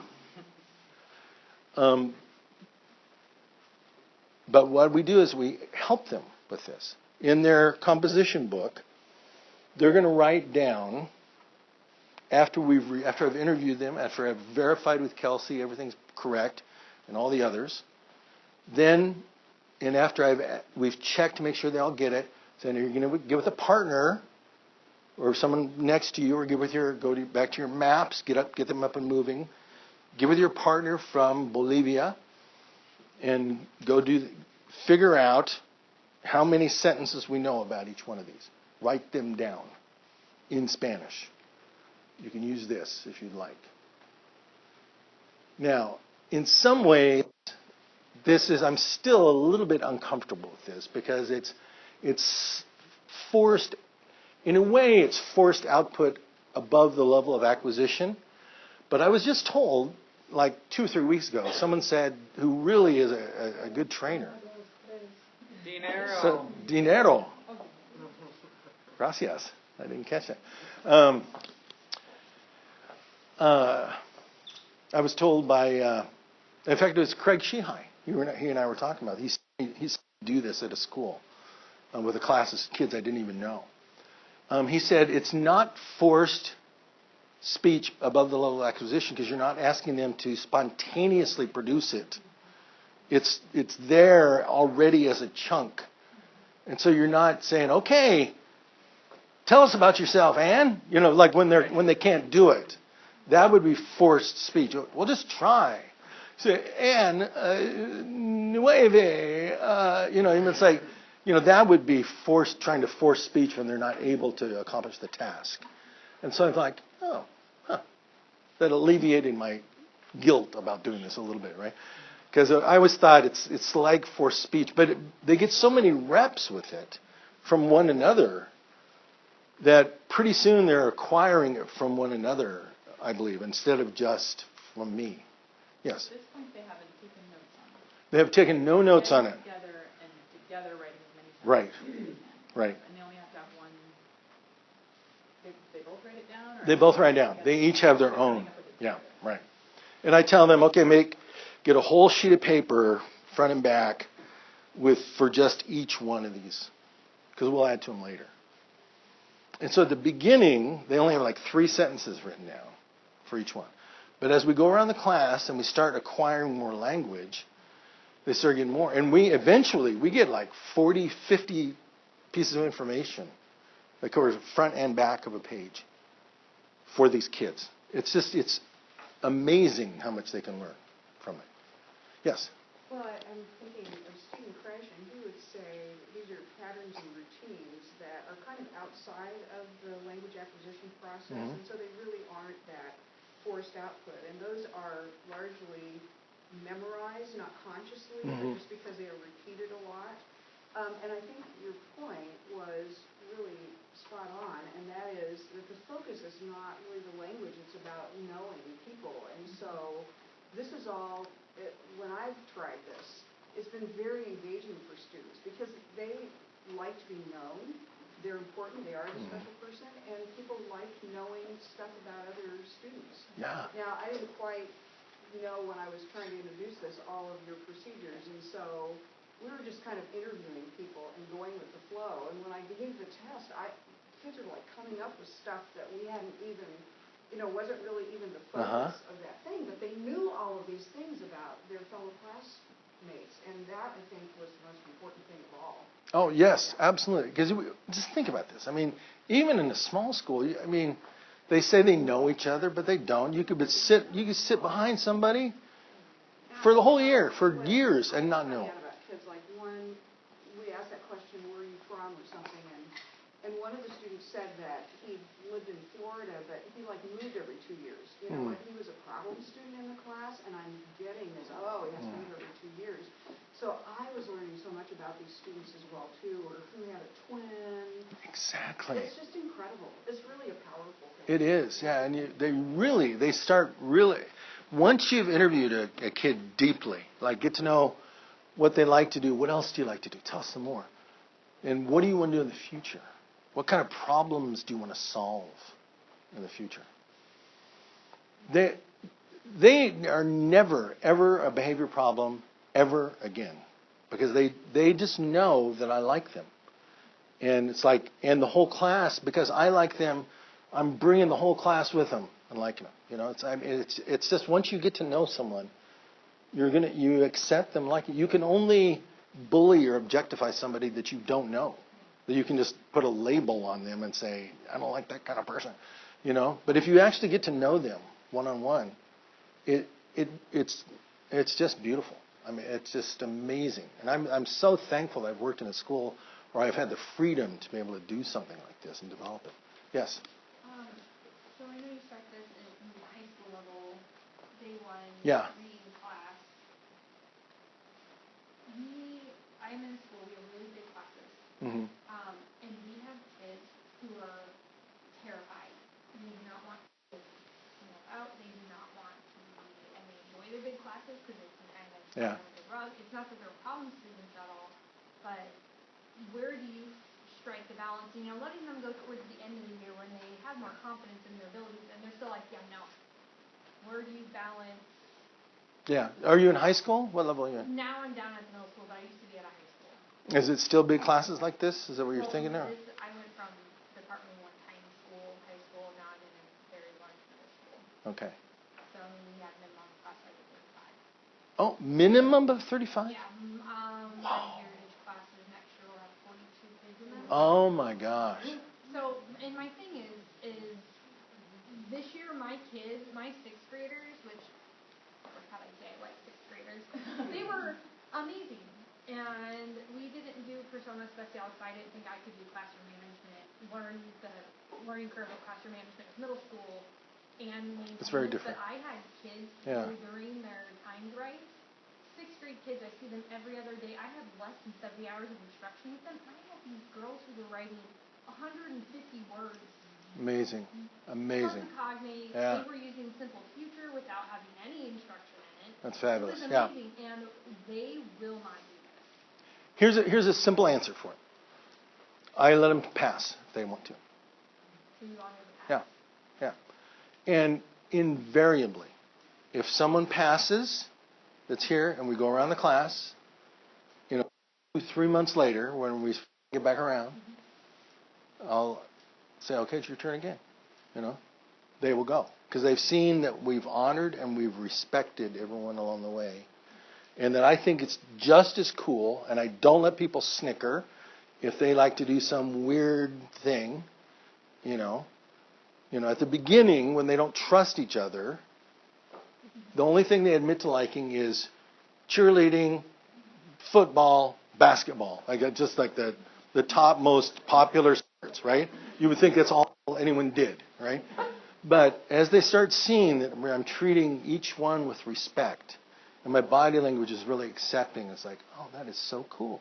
You guys, did you hear that? And when they realize that, they'll come back around. And a lot of kids, I agree, they do have issues. They don't want, they have good reasons not to trust adults, right? And so I just let them pass. I think it's a problem if you force them to do it. And that's where, and I'm trying to think, and I think that these girls, and my goal is, because I hope I get them next year, they kind of get thrown up in the air in whichever class they land into, Yeah. And I really hope I get them back. Do you ever let kids do this if they do not want to participate in the large group share, but they're always respectful of others? Do you let them do that one-on-one with you if they're wanting to do that, or do you let them offer that? I've not tried that. That might be a thing. I like to do it with the whole class because we have a quiz. The whole class is a quiz on you. And so we got to know about you through the quiz. And, I just try to be sensitive and just really responsive to them. Right. And if someone says they don't want to do any more, that's cool. That's what we got. Let's do somebody else. How many sentences do we got between these two now, but instead of just one person? Because eventually you'll have a quiz on just one person. We say, how many sentences do we know? Tell me, just start saying sentences. How many do you know? Write them on the board. And, we know 27 sentences about this student. Okay? And then I'll say, what is fair? ¿Qué es justo? And some kid says, 10. No, that's ridiculous. It's crazy. Ridiculous. And then I'll say, 26, 27. And they're like, no. And then we'll say, okay, we'll negotiate. We'll say, okay, 20, 22 sentences you got to know. Because I might forget a couple if I was writing them. Actually, you don't. But I'll tell you about that in a minute. I say, okay, you got to write 22 sentences about this one kid or these two. Because between the two of them, we had 27, 30 sentences, whatever. Those are graded? Yeah. They keep them in the notebook and then that's part of the notebook check? No, and the quiz it's on a separate piece of paper. They will turn it in and grade it. I also have them trade papers for this. I say, here's the criteria. Is it true? Is it something that was shared in class? If their best friend was writing about him and they wrote some stuff we don't know about, it's not valid. Is it true? And is it understandable Spanish? And I will look over kids' papers. Usually I have to look through a few, just kind of kids that aren't getting it or kids that are knuckleheads that are going to try to get away with something. You only have to look through a couple. But I'll just say, is it true? And is it good Spanish? Can you understand the Spanish? Those are the only criteria. And it was good in class. Yeah, right. Yeah, true and in class, right. And then so the kids grade them and they turn them in. And if there's a problem, I'll call a kid back later. But that's another thing. I don't grade each one because then that would make so much more work for me. It'd be crazy because we're doing 1 or 2 quizzes like this a week. It's like, yeah, man, I don't want to. I want to. My goal is to get out by 3 every day. Honestly, I just don't want to. Not trying to kill myself. Right. Yeah, and that is a grade. Yes. So just for the procedure again, like you did a few kids the first day, first 3 questions. Yeah, let me go back. Because like when I've done this, I've done it in the past, but I think I've done it all wrong. Because I I have like one kid and I ask them like 7 questions and it's okay. I mean, we get a lot Yeah. of input and they can write some sentences. Yeah. But I need to know what to do. Here's what I do. I think you lose novelty too. Like when I found when I asked one kid and I'm like, they just think it's a checklist. Like let's just get through. It's Right. opposed to getting in depth. So. Right. So I'll go those first 3 questions, simple stuff. Then the next I'll add the years, how old they are. And in Spanish, it has a really common verb, tienes, which is to have, and so that's hugely helpful in Spanish. The top 20 word in the whole language. And so I'll say, how old are you? I'll ask them all those questions, and how old are you? Then you can start asking them other more interesting questions once they know have. Do you have your license? Do you have a permit? Do you have a car? Those are all cognates in Spanish. And just ask about stuff like that and get interesting things going. Then you ask a few more questions. So by the time you get to, say, Christina, I'm asking the 4th question. Maybe she has her permit, but she doesn't have a license. 2 different questions. She has her permit, she doesn't have her license. She is 15 years old, whatever. She does not have a car, whatever. So we add maybe 7 questions for her. And so we may have to do an extra question, an extra person. So we'll do 5 here, maybe we'll do 2 or 3 people here. Then we'll add a few more. Then we'll maybe do 2 people. Then maybe two more. Eventually, we're doing we have so much language ability, we're just doing 1 person. Each day? I usually do about twice a week. But you could do it every day. You honestly could do it every day. Sabrina Janzak in Denver teaches a class at the University of Colorado, which is Colorado's flagship school. And she teaches only with personal interviews now. That's all she does in her beginning French class. And you should hear them speak French when they're done. It's unbelievable. So you could do it every day, I think, conceivably. But I don't, because we have another curriculum we have to follow. Yeah. So in our notebooks, you would have the first 3 sentences about us, and then you would have the first 5 sentences about them, and the first 7 sentences about them. Right. So you don't have all that information about every kid from the get-go. You don't. Okay. No. So that's what I was wanting to clarify. So as you move on to the next people, you're still asking them those 3 questions and then you're adding. Yes. Right. Right. Questions. And you're not necessarily going down this list, but you're adding some things in between. You can add things because these start going. You live. Oh, who else? Oh, you live in that same area too. You live in the same town. Yeah. Oh, don't you live there?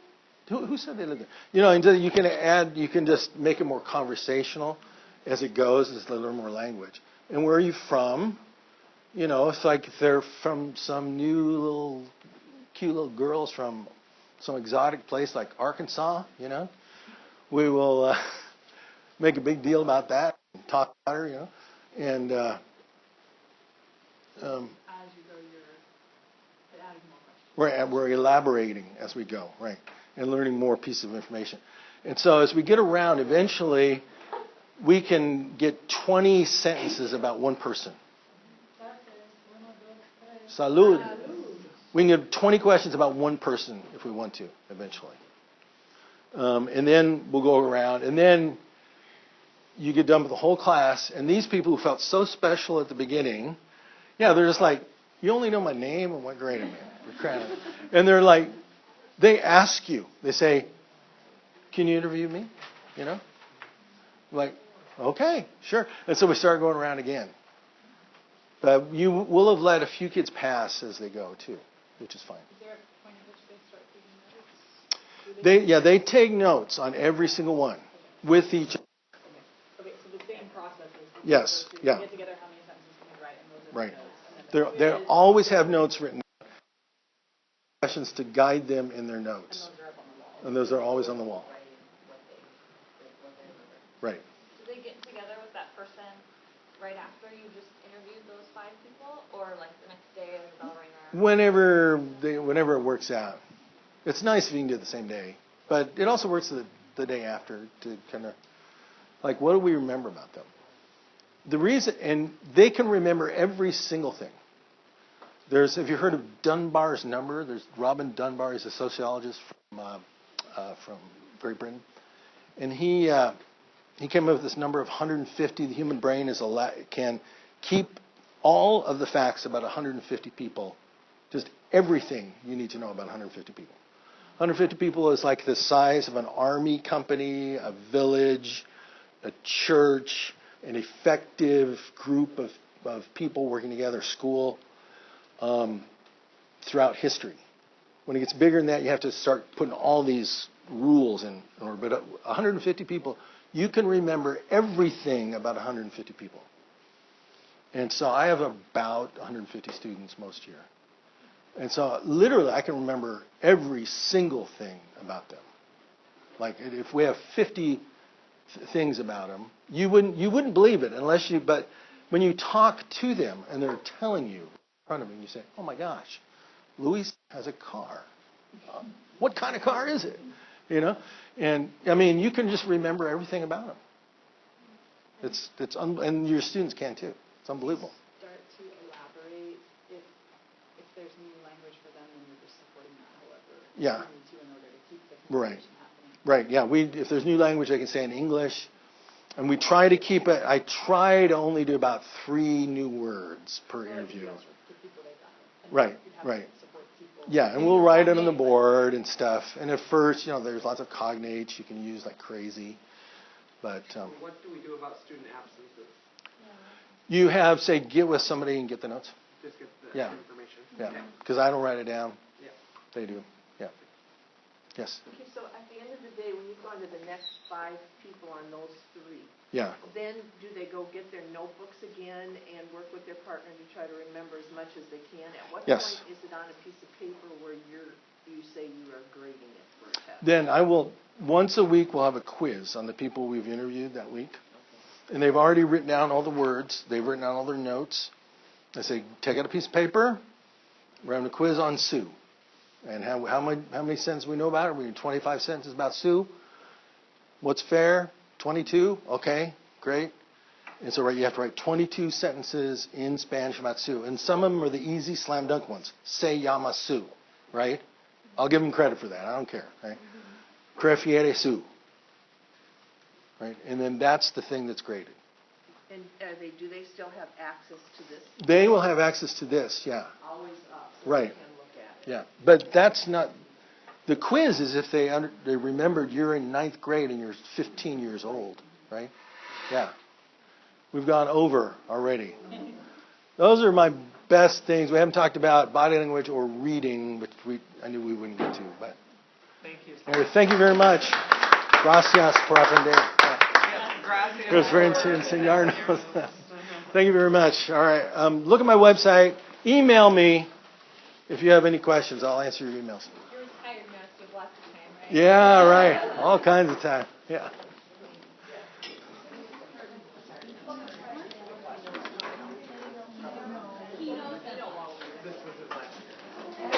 In the first session, because that's like one of his procedures.